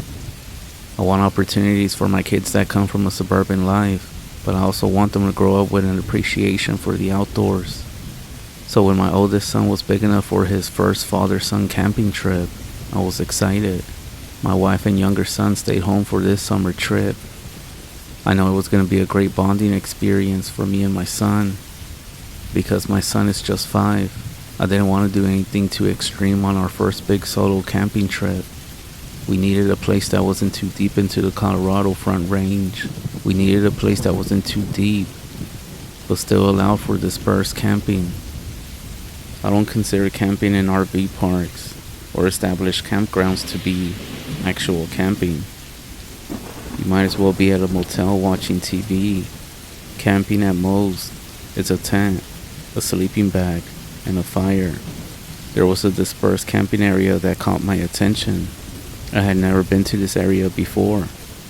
There were no facilities and it was dispersed enough you couldn't see or hear other campers nearby. My son and I had a blast that day. We set up camp, collected firewood, we went hiking, we saw a moose and a bobcat. We did try a little fishing, and finally, as the sunlight faded, we returned to our campsite to light a fire. We had a traditional and nutritious camping meal of fire-burned hot dogs and marshmallows. Definitely making some good memories for both my son and me. The perfect first camping experience for a preschooler. At least, that's what I was thinking. After all that fun, my son and I were exhausted. It was time for bed. The sound of the summer breeze through the pines is better than any commercial sleep aid.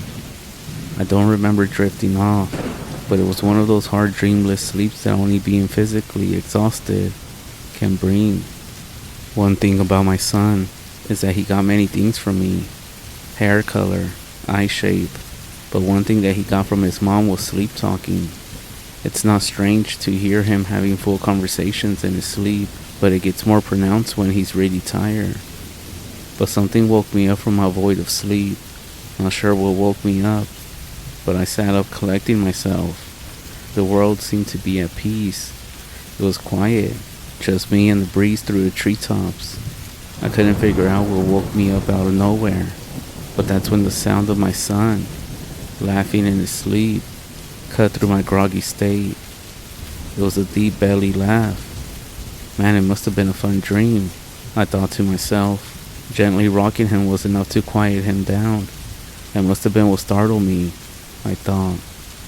As I repositioned to fall back to sleep, my son bursted out laughing. I sighed and closed my eyes. He'll quiet down soon enough, I thought, but he laughed again, except this time, his laugh was echoed by something outside of our tent. I held my breath and listened, unsure of what I just heard.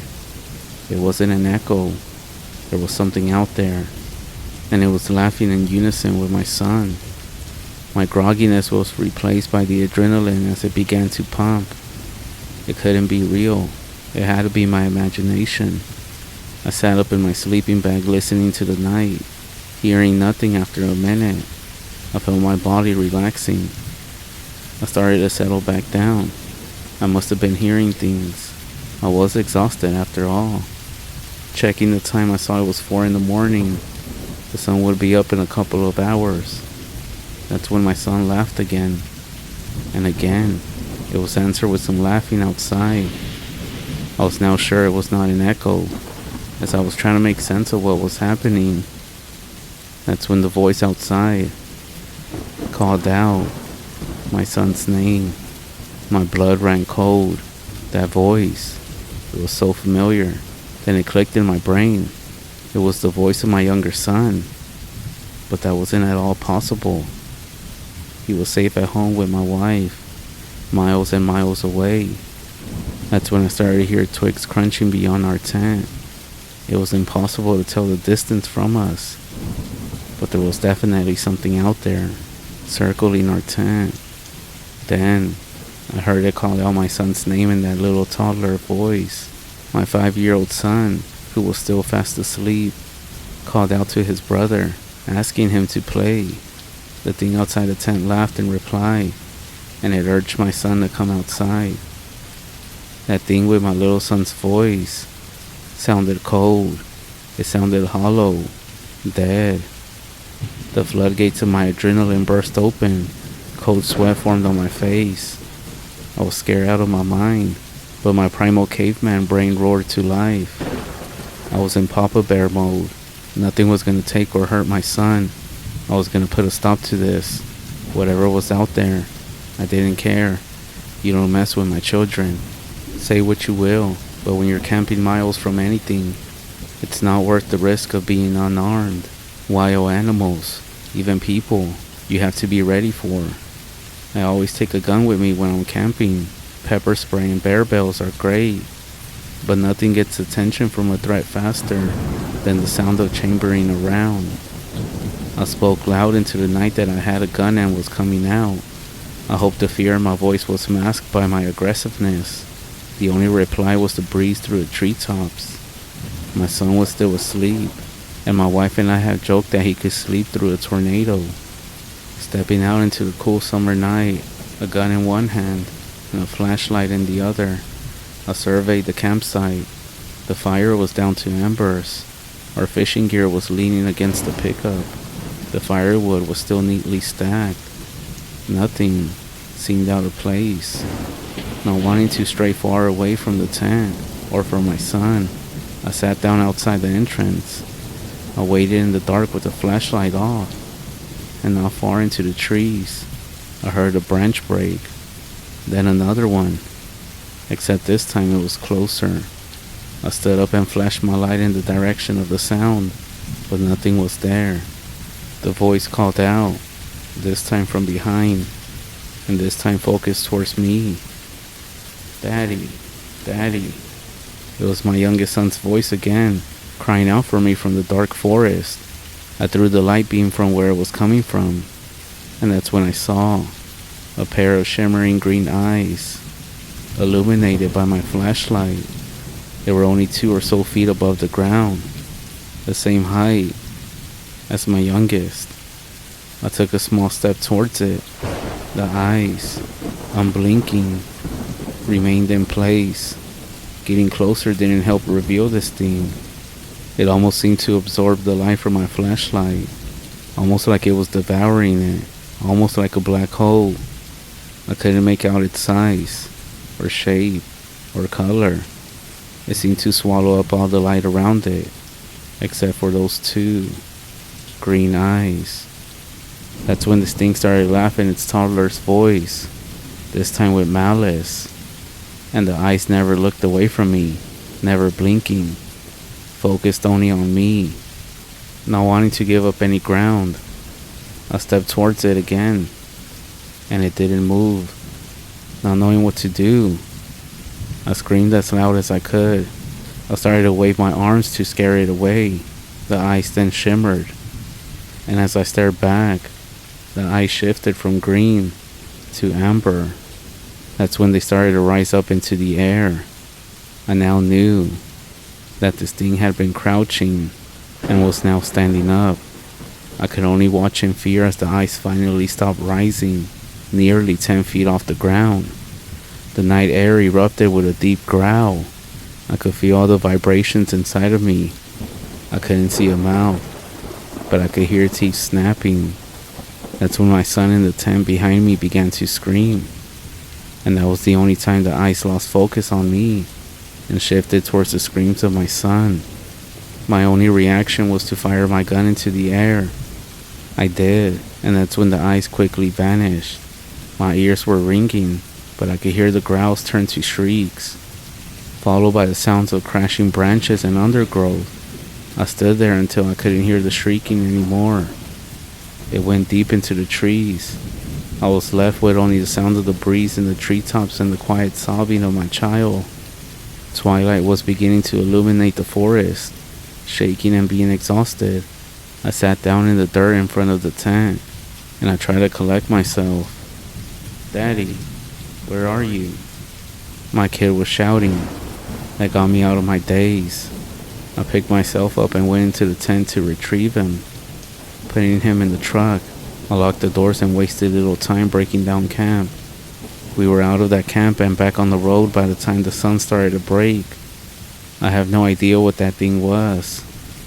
I do plan to camp in that area again, without my family, and definitely with some friends. I want to find out more about this thing. Thankfully, my son doesn't seem fazed by anything that happened that night. Thinks I was chasing a bear away from camp, and maybe he's right. Well, I hope he is. My son can't wait to go on another camping trip, but truthfully, I'm thinking the next family camping trip might be at an RV park, or even a motel. I mean, be considered family camping, right?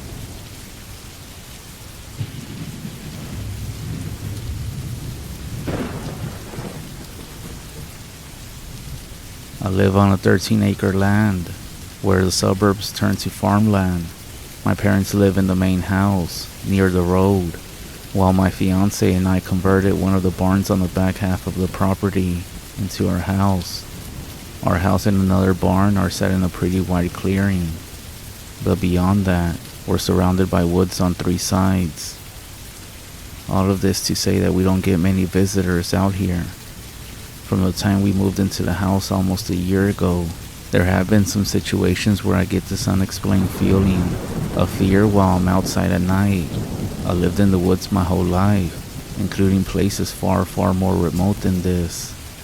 But I have never had this feeling before. The woods are home, and every other place I lived they felt like my woods. But not here.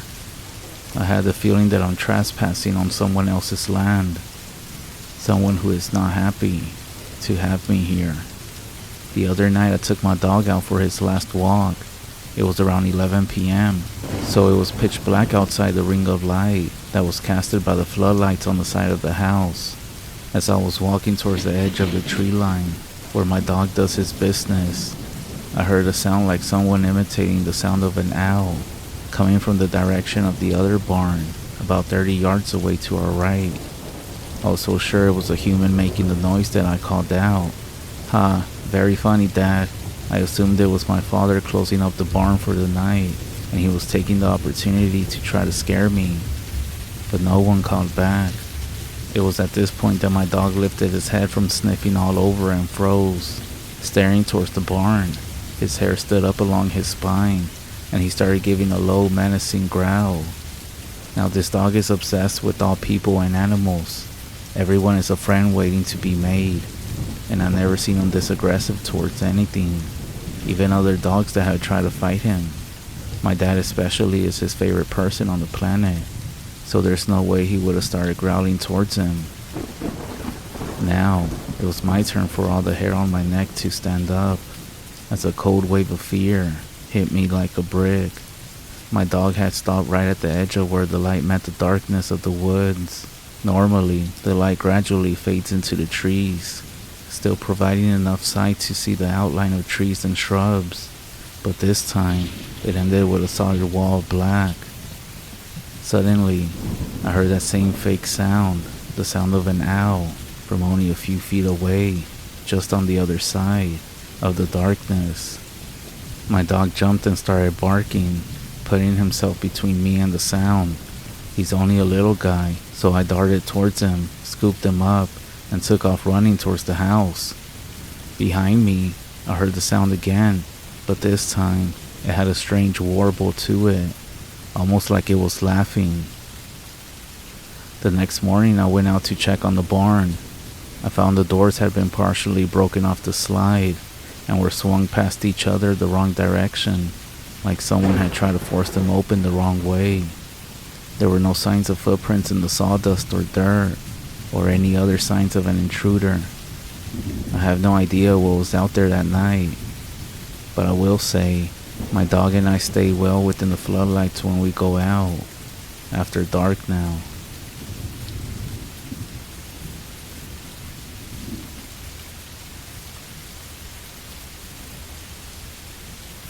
I have several nephews, but these two specifically were herding sheep for our grandparents. They were on their summer break and complaining of nothing to do. So my brother dropped them off and told them to help Grandma and Grandpa and learn how to work. Well, back in my day, I herded sheep and also heeded warnings, especially the ones about staying away from an area. So they herd sheep and curiosity got the best of them. It didn't help any when their friend lived close by. Most of the time the sheep bore water at a nearby windmill, so just to see what they could get away with, they told their grandparents that the windmill was not producing any water. There was a pond near the mountain where we were warned to stay away from.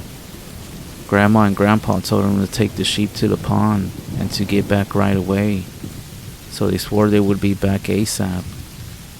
They were excited, but they walked slowly and trying not to show it. As soon as they walked over the hill, they decided to take their friend with them, so they played along the way. It took at least 2.5 hours to get there. The sheep drank water and started resting under some greasy wood. That's when they started saying, "Let's go up there and see what everyone is so scared of." They started crawling and got almost to the top, but they wanted to check out the black smudge they saw from afar as they were bringing the sheep to the water. They walked over a ways and saw that it was a cave. They talked about whether they should check out the cave. Of course, the older nephew was just wanting to see what was inside. They walked in and noticed that the cave went further back. His friend and little brother didn't want to go any further, and they told him to go ahead. He started walking further in, and it started getting smaller to the point where there was only a crawl space. He got down on his knees and started crawling. As he was going further back, he noticed that the cave walls had handprints in reddish brown. He said there were also fragments of bones on the floor of the cave.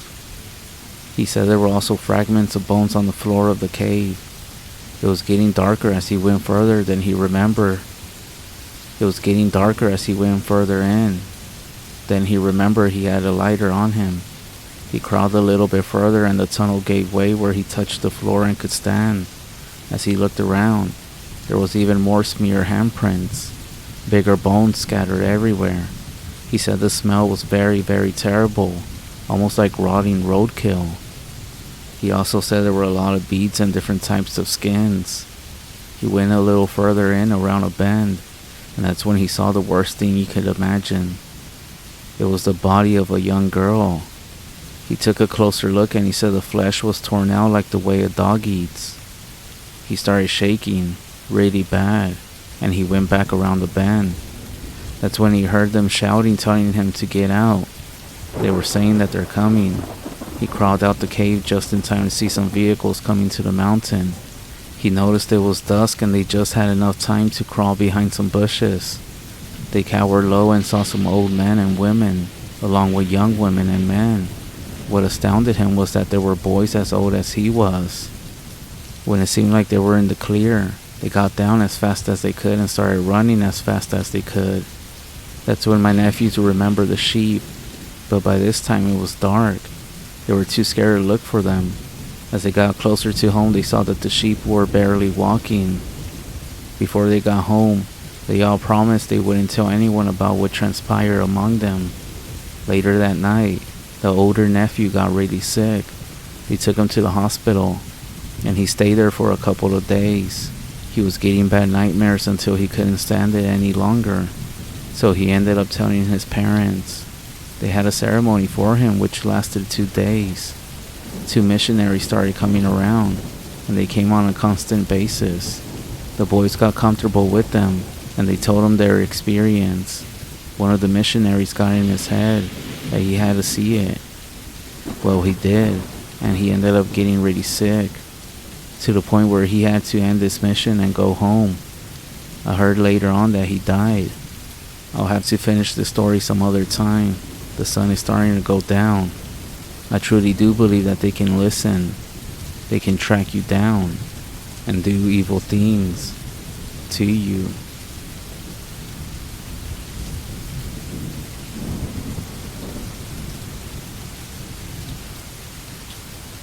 So this is the only inner woods experience that I really ever had. I ended up moving to Ohio the other summer just to live at this community art house. It was pretty cool in its heyday, but the rooms barely get rented now. I'm personal friends with the owners, so I was offered a permanent residency, provided that I help maintain the property. So I ended up moving. The house was big. It was an old Victorian style home that they converted into their charity house. The house itself was 4 stories with a huge wraparound porch that was built on top of one of the highest peaks in the town, the Ohio Valley. Now this house, even though it was greatly remodeled from its original condition, it still required a lot of renovations. The only way to enter was through the back door, through the garden, up a flight of stairs that would take you to the 2nd story of the house. When you entered through the 2nd story, you would come into this narrow dark hallway that had painted maroon ceilings. This floor had the kitchen and 4 other rooms that were turned into sewing rooms, printing rooms, and other workshops, workspace rooms. By the kitchen, there was a stairway that brought you down into the 1st floor. The 1st floor was converted into gallery rooms. There was also access to the front porch, but we barely went out there because it was pretty unstable. Half of the 1st floor was converted into a personal apartment that they were hoping to rent out. This floor also had access to the basements where they had a dark room, some screen printing machines and all that kind of stuff. The old bathroom walls were torn down, so the toilet was exposed too. Nobody used it, but it still looked used if you get what I mean. The basement had outdoor access but no lock, and my friend's mom even warned me to barricade it at night to prevent intruders. On the 2nd floor, right beside the stairwell, was a closet-looking door that led up to the attic. Behind this narrow door was a beautiful wooden stairwell that wrapped upwards to a hall with 5 bedrooms. When I was moving in, 2 of the bedrooms had been rented out. I was offered the apartment on the 1st floor, but it was kind of creepy down there, so I moved into the room in the attic. One guy is a 23-year-old poet. He seemed pretty cool. We hit it off pretty well.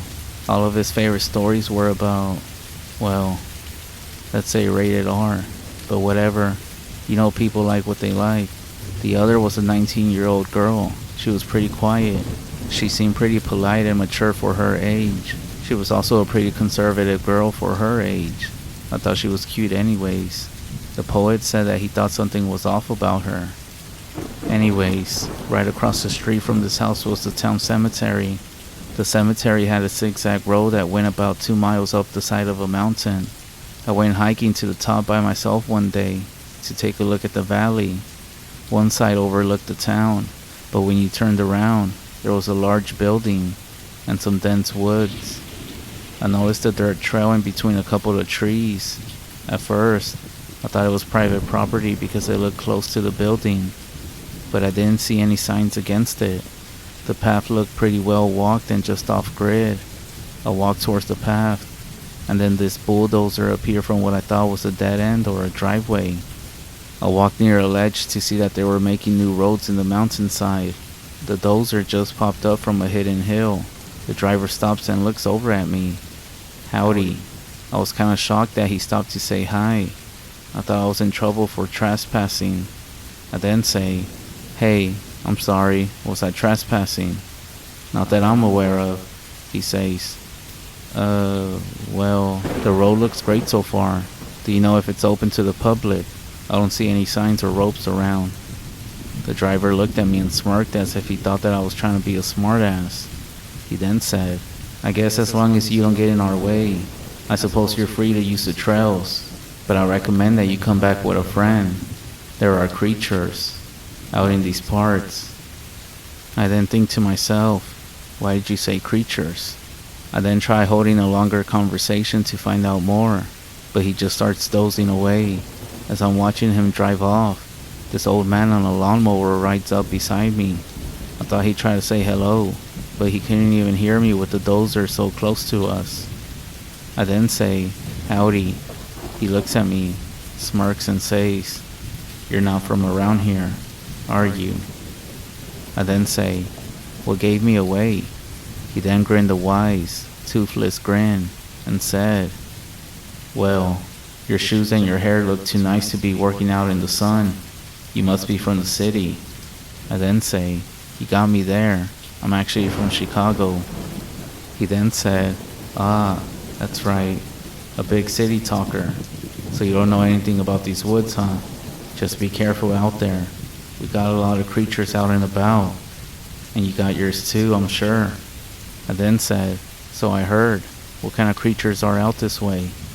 He then says, "Well, Sonny, I've been living around these parts for my entire life, and there are things that I can explain, and things that I can't explain. As far as you going hiking, I just warn you to stick to the roads if you don't have a friend, and watch out for snakes and wolves." He rambles on for a bit, but I'm not in a hurry, so I'll let the man speak for a bit longer. He then mentions, "I was also best friends with the man whose house you're staying in. He's buried around here too. I like to think that I'm still around for him, looking out for him." This kind of creeped me out that he knew the house I came from, considering that I didn't see him on my way up, nor did I mention anything about where I was staying. He then says, "Anyways, I'll let you choose your path, young man," and he just starts going down the mountainside. I decided not to take the trail right away since there were plenty of daylight hours to burn, so I headed back down to the house to see if any other residents would be up for a hike, because apparently I'm gonna die in the woods. Why be alone, right? I don't see the girl around, but then I asked the poet if he would be up for it because he seemed like the fit type anyways. He was reading a book and said that he wasn't in the mood, which I actually understood and was kind of expecting. And then I turned around and see the girl standing in the doorway to the attic. "I'll go with you," she says. The poet puts down the book he was reading and looks up. She then says, "This house is too quiet for me. It'll be nice to get out." The poet then jumps up. "Yeah, what a great idea. Let's do it. We can pack the bags and get some rope and see how extreme we can get out in these woods." I then start to think, is he trying to come off like he proposed the idea? But whatever, I'm just happy to have people come along. I get some rope, some gloves, some snacks, and anything we might need to get ready for this venture. And this whole time, this poet guy is trying to hit on this clearly uninterested girl. It's about 3 o'clock when we head up to the cemetery road again. We reached the top at around 4, and it seemed that the maintenance workers were gone for the evening. The girl notices the buildings as we get closer to them. "Are you sure we can be here? Isn't this property private?" I then say, "I talked with a couple of guys earlier. They said everything was fine." We get closer to the hidden path that I noticed from before. I then say, "Here, this way." The poet looks at me like I'm crazy and says, "Dude, I don't think the lady wants to get tangled in shrubs. We should just take the road." The girl turned around, visibly angry, and said, "I can speak for myself, and I'm not afraid of any little dirt road." The poet then just grumbles. We get to what I thought was the entrance to a long trail, but it was just a dirt clearing maybe 5 feet long between some trees. I then say, "That's weird. I thought the trail was longer." The poet guy then says, "Your trail is nothing. Let's go back to the real trail before we get ticks." The girl then stands on the edge of the dirt path and points ahead. Do you guys see that? I walk over to her and notice that even though the dirt trail ends, there's a significant clearing in the woods. Many trees have been taken down. I didn't question it. I figured it was just Ohio industry, but there was a clear path, so we chose to follow it. The other guy then starts bitching. The girl is just quietly observing. I'm leading us when I stop to make a remark. "Wait, before we get too far into this, we should mark some trees. That way, we know how to get back out." I took out my knife and marked an X on every few trees that we passed. I made sure all the ones I carved were sturdy growing trees. We move around these woods for about half a mile when we start to see rooftops. As we got closer, we began to see the top of another town. As we get closer to the ledge, we noticed a different, visibly walked path that was still hidden behind the trees, high up in the mountain, but standing from it, you could see the houses pretty well. I remember looking down for a moment and noticing that one of the closer homes had a light on. As I was staring, a naked woman passed by and closed the window and pulled her curtains. I got the most uncomfortable feeling ever. The girl then says, "Wow, look at this view. I wonder if anybody knows about this path up here." The guy then says, "So are we gonna stick with this one? Or are we heading back up through the mountain?" No one else was creeped out about this weird hidden trail, so I marked an X at the point that we found the path from the woods, and we continue onward. It's about 5:30, and the sun is beginning to go down. We had followed this walking path for about an hour or so when I crossed my X again. I then say, "Hey, look at this, y'all," and I point down. The poet guy rages, "Are you kidding me? We've been walking around in a circle for more than an hour. Screw you, man. This whole thing is done." The poet guy then leaves and heads back up the mountain towards the spot where we came from. I honestly don't care at this point, and I just turn to the girl. "What do you suppose we do?" She's still overlooking the town from this path. She then says, "It's like you can watch the whole world, and they don't even know that somebody is watching them." The tone in her voice really creeped me out, and her voice was deeper sounding than what I remember. But again, she barely even spoke at all. I then say, "Maybe we should follow him back up the mountain." And that's when she turned her head in the weirdest way I ever seen. She then says, "If that's what's gonna make you feel safe." I'm seriously starting to get creeped out, and I just decided to book it up the mountain without her approval. I'm on all fours scouting up this mountain path. I'm not sure why, but I start to feel this urge to just rush out of there so fast. There was some sort of feeling inside of me that was telling me that I was in danger. I then run up to a point where I feel like I'm hanging off the side. I look down for a moment and see the top of the girl's head, and suddenly, she turns her head and screams at me. I swear, it looked like she had some pointed teeth or fangs or something. I'm nearly pissing myself at this point, and I'm just trying to scale over to another ledge. I'm able to pull myself off with the help of a fallen tree limb. I look over the ledge that I climbed up for a second to catch my breath, and I don't see her anymore. I yelled the poet's name, and I didn't get a reply. I looked down at the tree that helped me escape. It also had an X. I then say, "Fuck this," so I start running up the thing as fast as I can until I reach a flat patch in the forest where I can just run. I then see this clearing between the trees. I walk this path until I hit a dead end. I look down and notice the 5-foot dirt path. I overshot it a bit when I was panicked. But whatever, I'll just climb down. I pull out my rope and find a tree to tie down and scale down. As I'm about to scale down, a hand covers my mouth from behind and pulls me back behind a tree. It's the poet guy. He's all cut up. He has marks all over him. He's covered in blood and dirt and everything else. I know I looked a little beat up too, but he looked like he was all jacked up.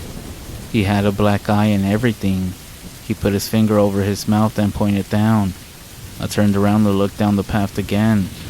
The girl was there, without a single mark on her. She stood on the path completely still for about 2 minutes. Then, she screamed again, but this time, it was terrifying. She began to I don't know, shake or move weird for 30 seconds before she turned still.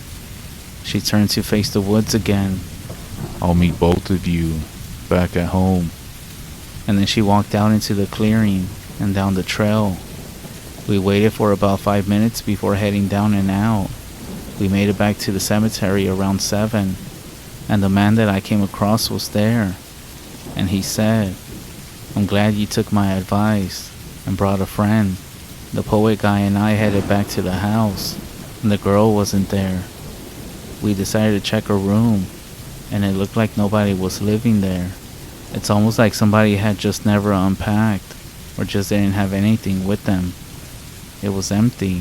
What didn't sit well with us was that he said she had lived here when he got here, and she was always kind of disappearing, going out late. So we kind of wonder if she did this to other people. The poet guy just up and left town the next day. I stayed in Ohio for about a month or so. I eventually asked my friends who owned the house about the residents for that week, and she told me that the poet guy and I were the only people staying that she knew about. I don't fully understand what happened in the forest, or in that house, or who she was or anything, but for the rest of my time there, the rest of that month, I just couldn't do anything without feeling like somebody or something was watching me.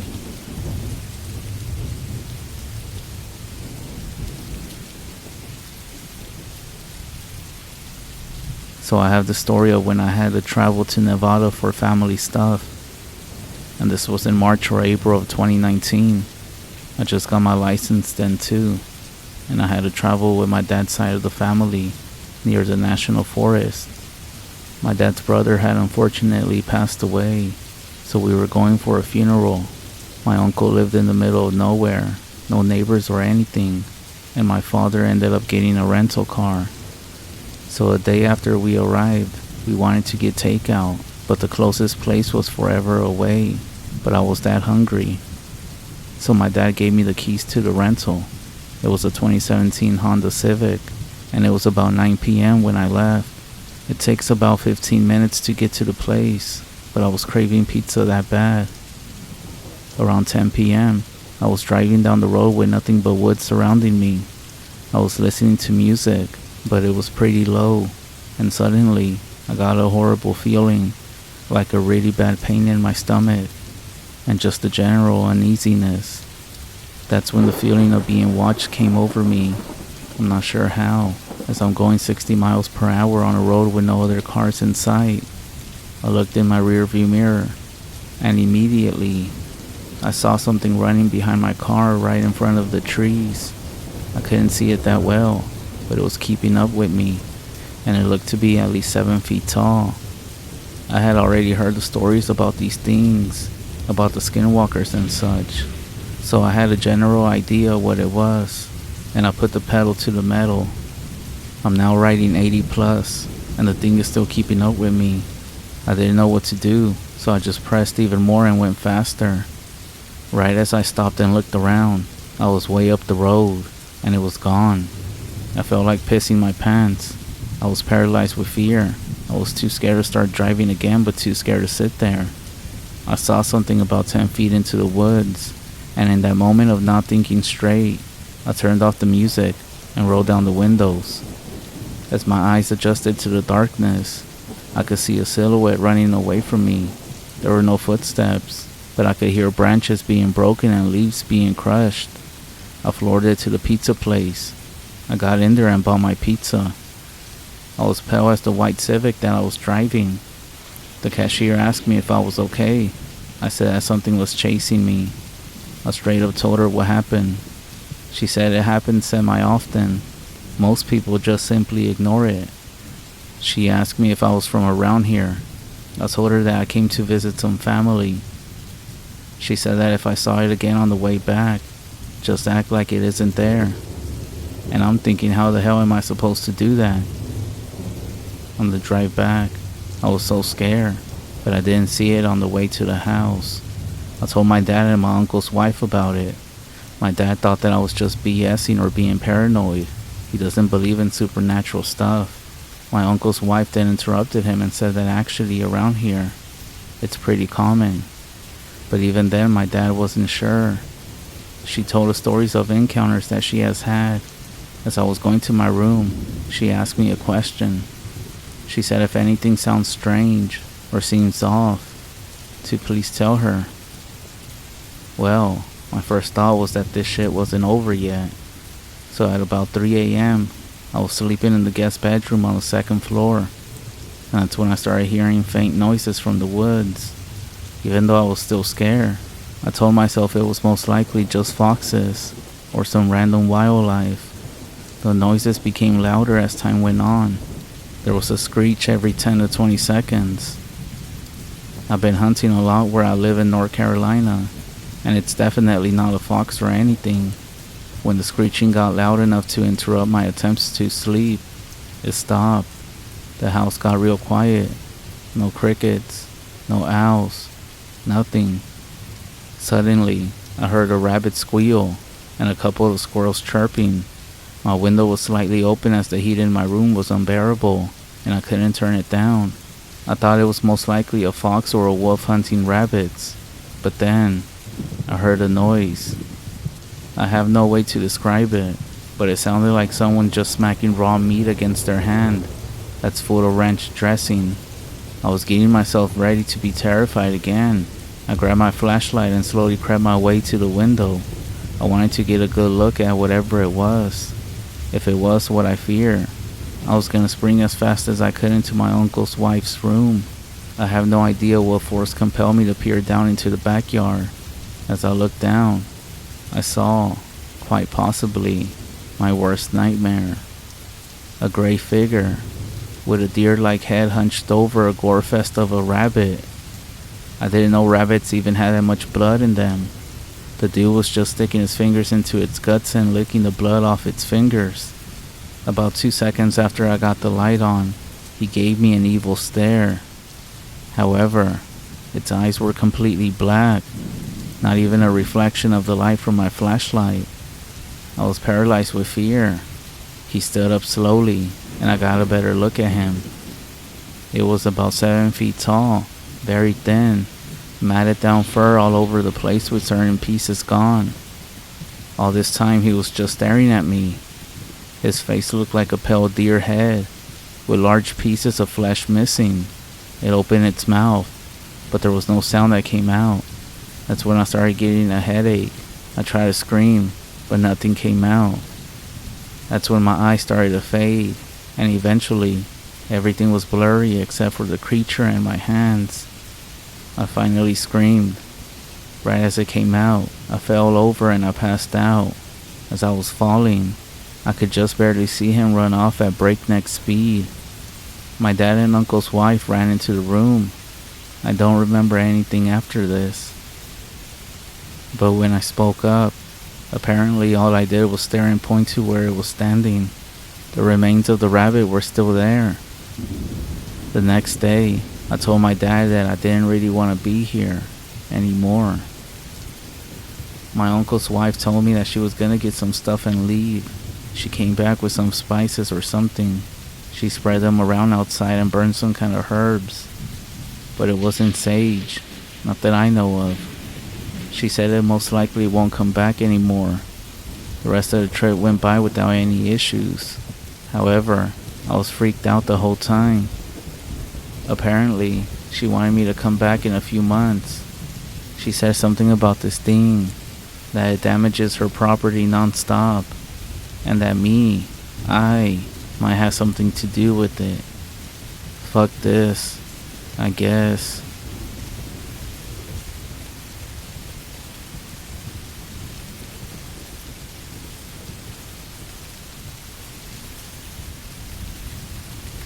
My story involves myself and 3 of my really good friends throughout my whole childhood. I will have them go by Kevin, Ryan, and Tommy, which I'm still good friends with to this day. I wouldn't be able to write this story without their help, their consent, and their experiences as well. Everything about this is real, and there is nothing made up in any way, regardless of whether we have been seeing things or not. The truth is that we experienced something very horrifying one night at my friend Kevin's cabin.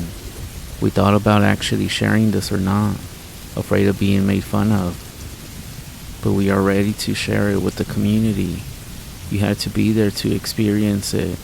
One of my friends actually suffered a nervous breakdown after the incident and needed counseling. I do want to let you know that I've always been a skeptic of the paranormal, and I find it very hard to believe in many aspects. But I love to watch, listen, and read about it simply because I always love to have an open mind in life. An open mind, in my opinion, is a growing one. Whether this was paranormal or not, someone was there that night. During midsummer, around the middle of July, my good friends, whom I mentioned earlier, and I would always make time to go up to one of my friend's family cabin way up north in the forest of Minnesota. Ever since we were kids, we would always go, always joined by my friend's dad, Kevin's dad, who owned the cabin, and sometimes a few of our fathers as well.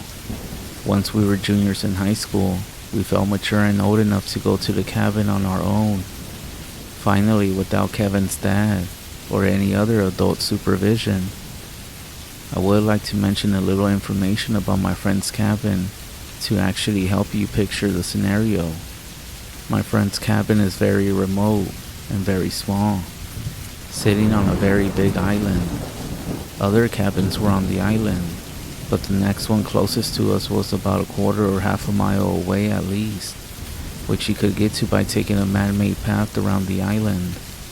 I want to mention that to get to my friend's cabin, you had to park on a gravel road on the opposite side of the lake, as his cabin was on an island, and take the boat across the lake about a half a mile to reach the cabin. I'm telling you, the lake is huge. My mind always had a tendency to run wild when sleeping there at night. The cabin was all one level with only 2 bedrooms next to one another, a kitchen living room connected, and a bathroom in the back of the cabin.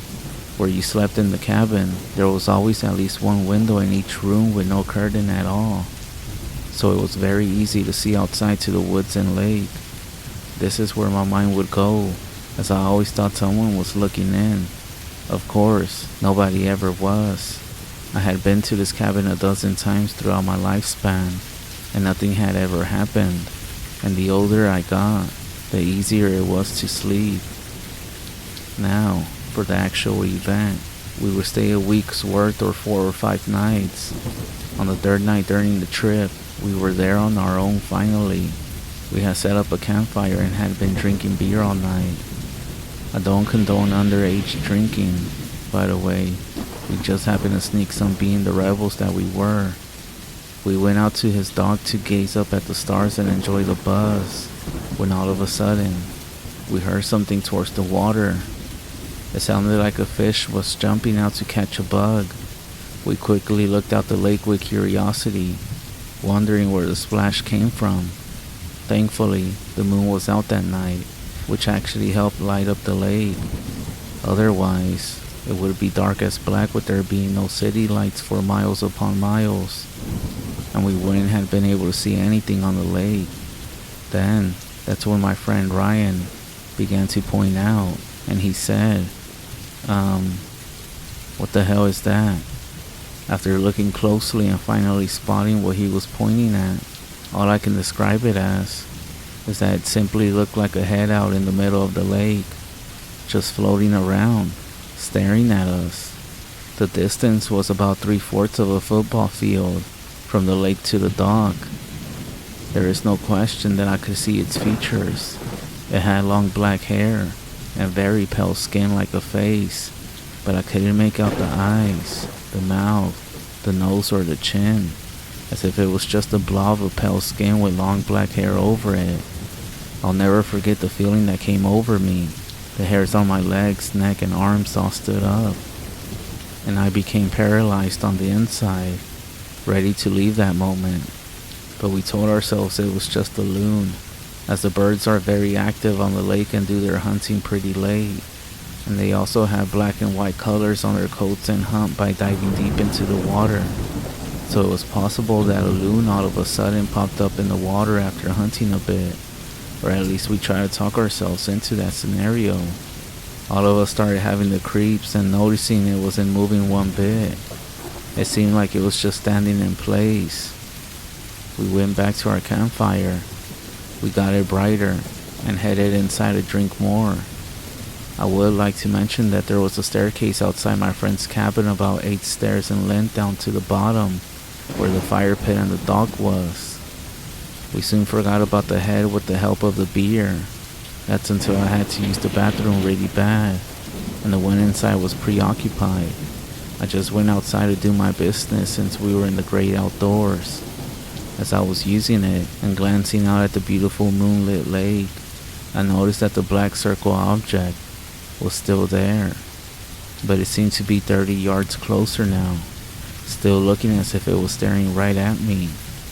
Now, I could see the nose on this thing's face. Again, it was very pale, like it hadn't seen the sun for years. A very, very uneasy feeling came over me, and I quickly went inside. I told my other friends to come outside and look, keeping my eyes glued to it at the door to the cabin. We came outside to see, and it was still there looking at us. It seemed like this head was corked up at us, with its chin in the air. Nobody dared to go down to the dock anymore, and we all quickly went back inside, ruling out that it was most likely not a loon, because a loon wouldn't be in the same water spot. Eventually, the current would have drifted it somewhere else in a rocking manner. For a loon to stay in the same spot for almost an hour or two made no sense to any of us. This head-like object was stiff as a board, and it wasn't moving a single muscle, just staring up at us from the dock instead. There was also no ripple effect at all in the lake by where this object was at. We said it was just a log and went back inside. I could tell that everyone else was creeped out as well. A few hours passed. It was super late into the night at this point, and we knew that we needed to get some sleep. Being my curious self, I looked back outside once more, and this black object had completely disappeared. I couldn't help but feel a sense of relief, thinking that the log must have just floated off or just hit the shore somewhere. As we slept with the windows open that night, there was no AC in this cabin, and we had to open them or we would fry in this cabin, with it being the middle of summer and all. Me and my other buddy, Tommy, slept in the living room, while my two other friends slept in the two separate bedrooms, with their doors open. Not being able to sleep but keeping my eyes peeled shut, that's when I began to hear someone walking around at the bottom of the stairs to the cabin. Whoever I heard down there was off the dock now, pacing back and forth as it made the sound of a boot clicking on the wood. It was almost like they weren't sure what to do with themselves. It lasted for about 3 minutes. Wanting to whisper to my buddy but frozen in fear, I just kept my eyes shut and ears on full alert. The footsteps sounded like they took 2 steps up the deck stairs all of a sudden, but then turned around, and it sounded like they were sprinting out down the man-made path. After it sounded like the steps were long gone, and a couple of minutes had passed, I woke Tommy up, asking if he heard the steps. Both of us sat up. I was startled to see my friend Ryan walking out of his room and saying that we need to leave a minute after the steps vanished. He must have heard us talking, so he felt he could come out as well. But either way, he was waking us up regardless. Something was very disturbing about his expression, and I asked him why. He then woke up my other friend Kevin in the other room and said, "Let's go, we gotta get to the boat." Asking him, "What, Ryan? What the hell is wrong with you?" He explained to us quickly while grabbing his stuff, and I will never forget what he explained, nor will any of my other friends. He said when he was turning sides on his bed to get more comfortable, he saw someone looking in at the top right corner of his window, and it quickly shifted out of his view.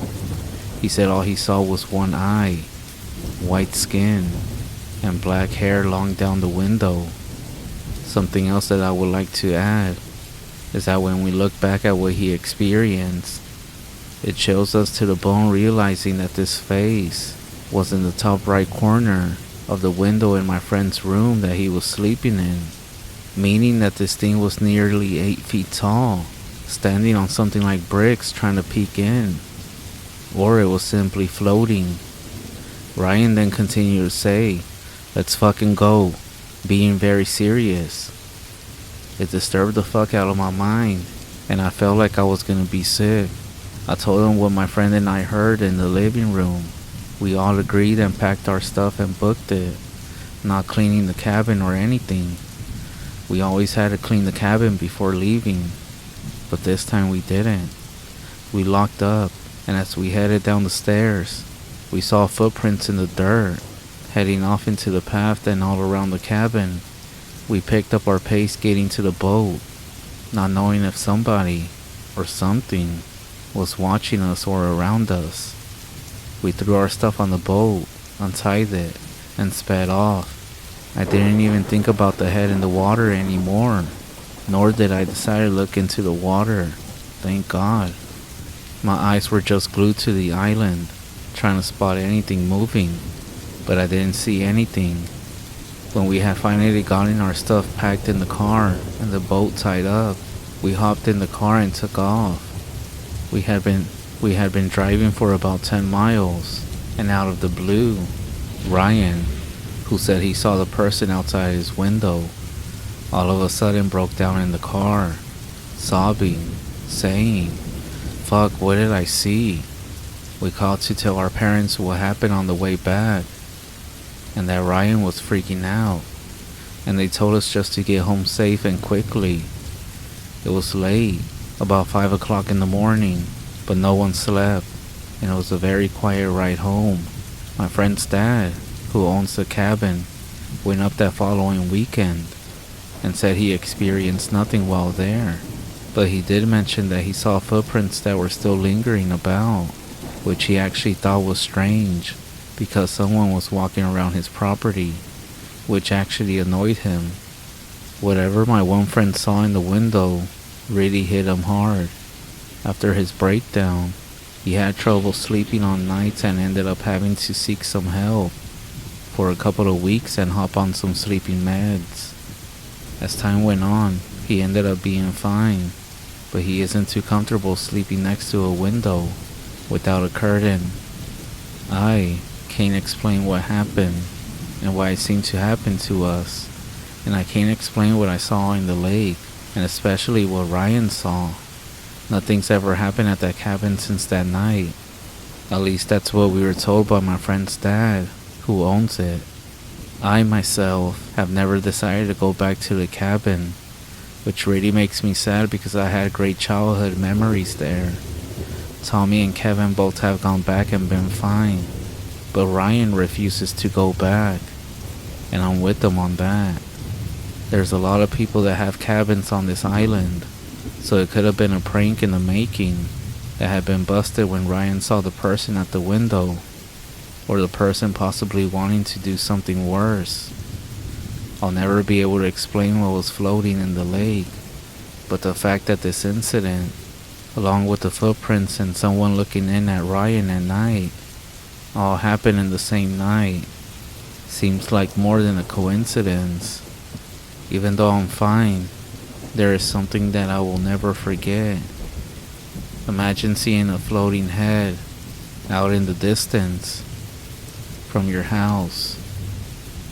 Or even worse, imagine waking up in the middle of the night or when you're going to sleep and seeing a floating head outside your window.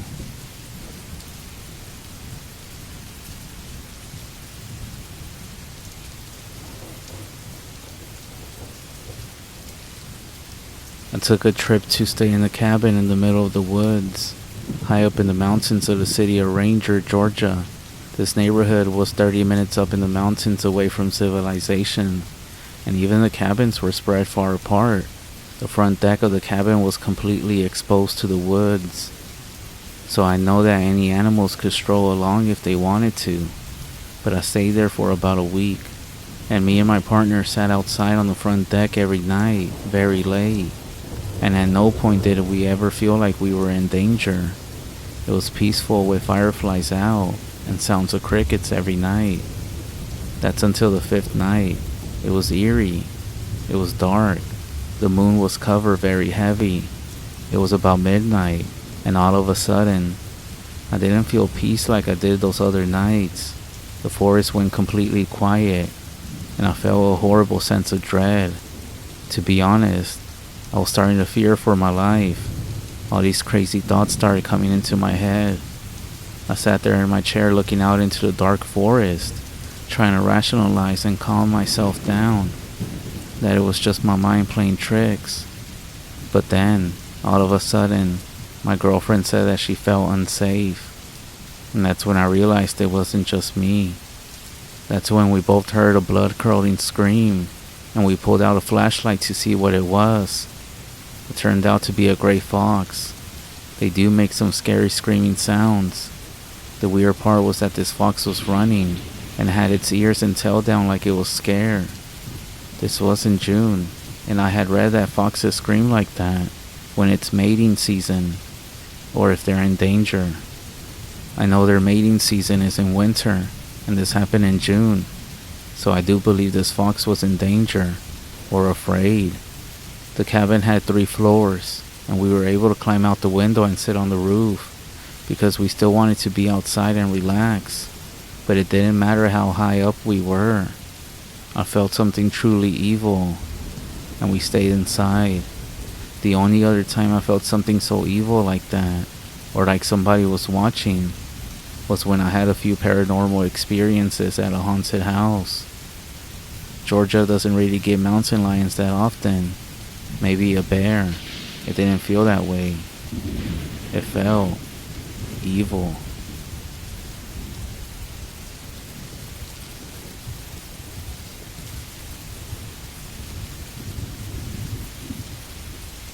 One time I met an old Navajo guy. He said he was a retired Navajo police chief from back in the 70s.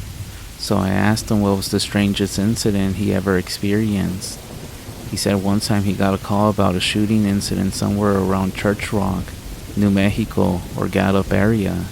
And when he got there was a family in distress. They had shot something and it took off. The family said it was a big dog or something, and it was walking on 2 legs. And it opened the gate and came into the yard. So they shot it and it cried out like a human, and it took off towards the railroad tracks. So another police officer from the city of Gallup showed up, a white guy. They tracked the blood trail and followed it. The blood trail was leading them along the railroad tracks and up to a big cedar tree. And there, way back in the cedar tree, was something laying up there. When they took a good look at it, it was dead. He said it was a young native girl with long black hair. The upper part of this dead body was human, and the lower part was distorted, almost dog-like. The body was painted, and it was wearing some feathers as well. He said they freaked out and they called it in.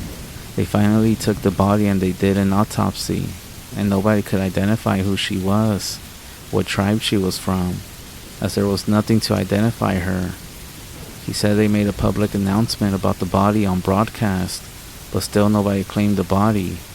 He said they even displayed the body in a glass case, and the public came to view it and still no one came to claim the body. He said they eventually took the body off display, and he doesn't know what they did to it.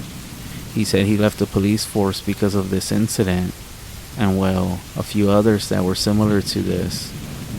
I think that native police, rangers, and EMTs have some of the weirdest, strangest stories out there, for they are the ones who respond to incidents first on the REZ.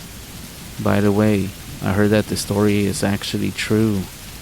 Apparently, there were so many people that went to go see the Skinwalker body that was displayed in a glass case, for it was shown a long time at the Gallup police station, sometime back in the 70s. They said it was a young, beautiful native girl with long black hair. Everyone says that nobody was claiming her, or even talked about too much about this, because nobody wants to attract these things towards them, but mainly because the family couldn't claim her, as everyone knows that skinwalkers are family-based.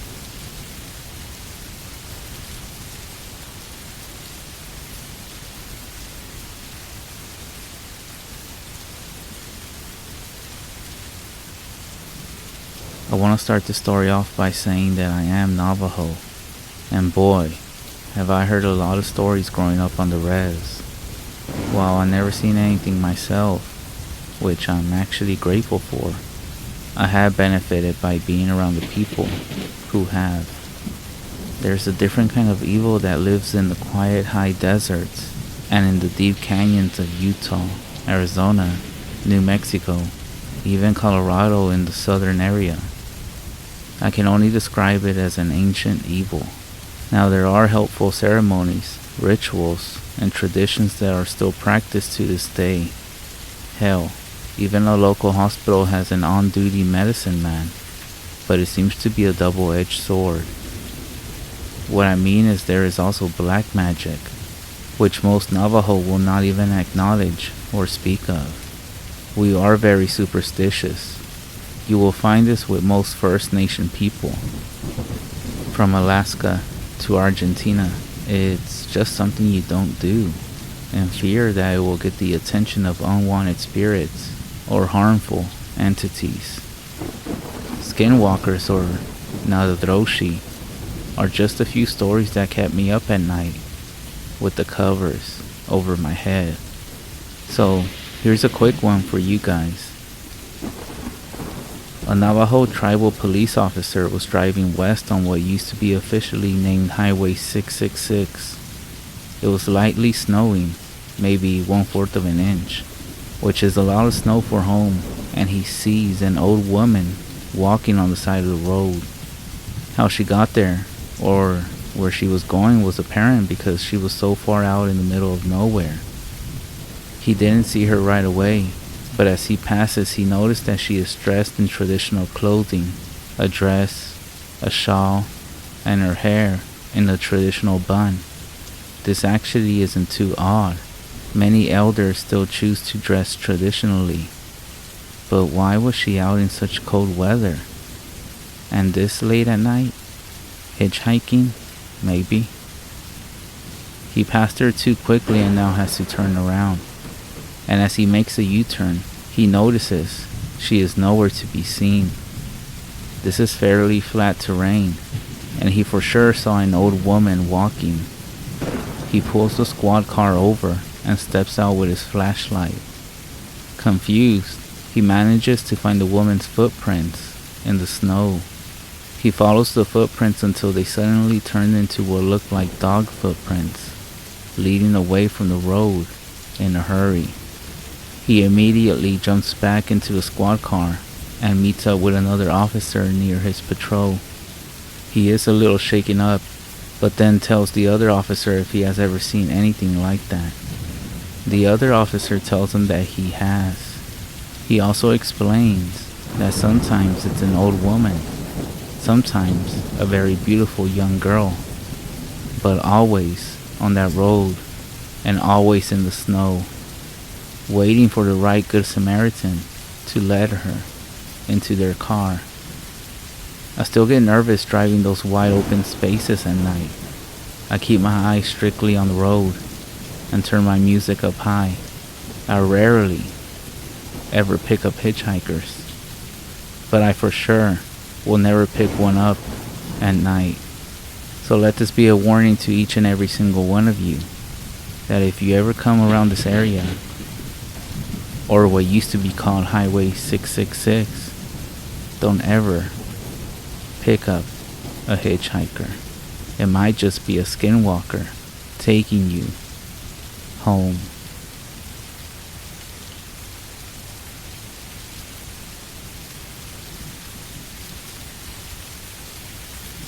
I'm from the state of New Mexico, and I'm also native from a tribe located within the state.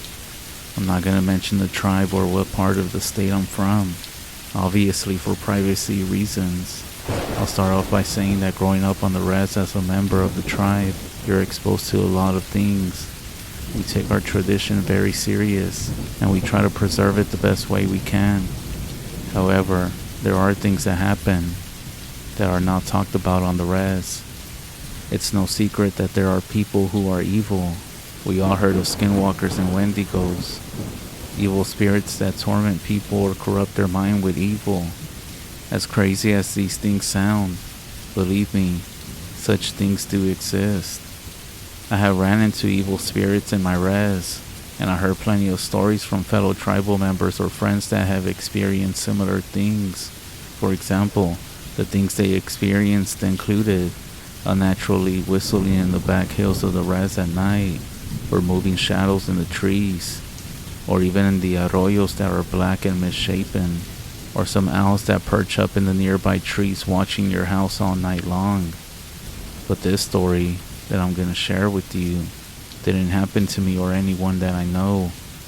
It actually happened in one of the reservations here in New Mexico. I was in high school at the time of this incident. I went to a school where it was nothing but natives, and you had to have native blood in you to attend this school. Going to the school, there was always rumors going around of sketchy things that kids would see. Most of it was just that, a rumor, made up of incidents to scare each other. But one day, what I thought was a rumor actually turned out to be true. Did you hear what he did to the body? After he did that, he sat there with his face painted. I heard a girl say to her group of friends, "What the hell?" I thought. I didn't know who these students were talking about or what they meant by, "He sat there with his face painted." I continued to class, and before lunchtime, I had a partial understanding of what happened because I was asking around a bit. A young man from the pueblo of Jimenez had killed another young man in a very brutal way.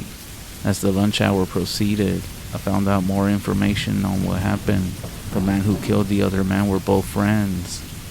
The man that committed the killing disemboweled his victim in a gruesome and satanic way, and they say that he even lit candles around the body. There's no way this could have happened. There's no way this could be true, I thought. But when I got home, I found out all the gruesome details were true. There was no hiding it. It was all over the news. When something like a murder like this happens in New Mexico, especially one like this, you can guarantee it will be on the news. I sat there in disbelief as the newscaster spoke on the incident. A man from Jimenez is being held on charges for killing another man, 21-year-old Matthew Panama, on the Jimenez Pueblo reservation late Saturday night. The rumors from school had turned out to be true. The man did kill his friend in a very gruesome way. He did disembowel the body and proceeded to paint his face black and white, like he was trying to bring forth something evil in a satanic sacrificial ceremony of some sort. All this was hard to take in. This incident not only shook the people of Jimenez, but all the neighboring Pueblo communities as well. Weeks after the incident, information was still coming to light. The Pueblo of Jimenez banned trick-or-treating that year. They also had a bunch of different medicine men from around the Pueblo perform a huge ceremony curing to get rid of any evil that was there. The reason they had to take such measures is because of the traditional beliefs that they have. When an incident of this size happens, the whole Pueblo has to be cleansed. I don't blame them for taking such steps. They, as well as myself, believe that this man was possessed by something that was pure evil, and it corrupted his mind. Some would compare it to the evil spirit of a skinwalker, or maybe something along the lines of a curse from a skinwalker. The Pueblos have their own names for these evil spirits, and I truly do believe that one of them got inside this man. Either that, or he was involved in black magic. But whatever the case may be, I know something evil was involved. Now some of you might think I'm making this up or exaggerating on the details. I understand where you're coming from, because I enjoy listening to scary stories of the paranormal, and I find myself doubting people's stories sometimes. But I'm telling you, all of this is true. If you don't believe me, here's a link to the article on the murder and even the court document itself. And I'll leave you with this as well. Be careful of who you surround yourself with. Be careful what the people around you believe in.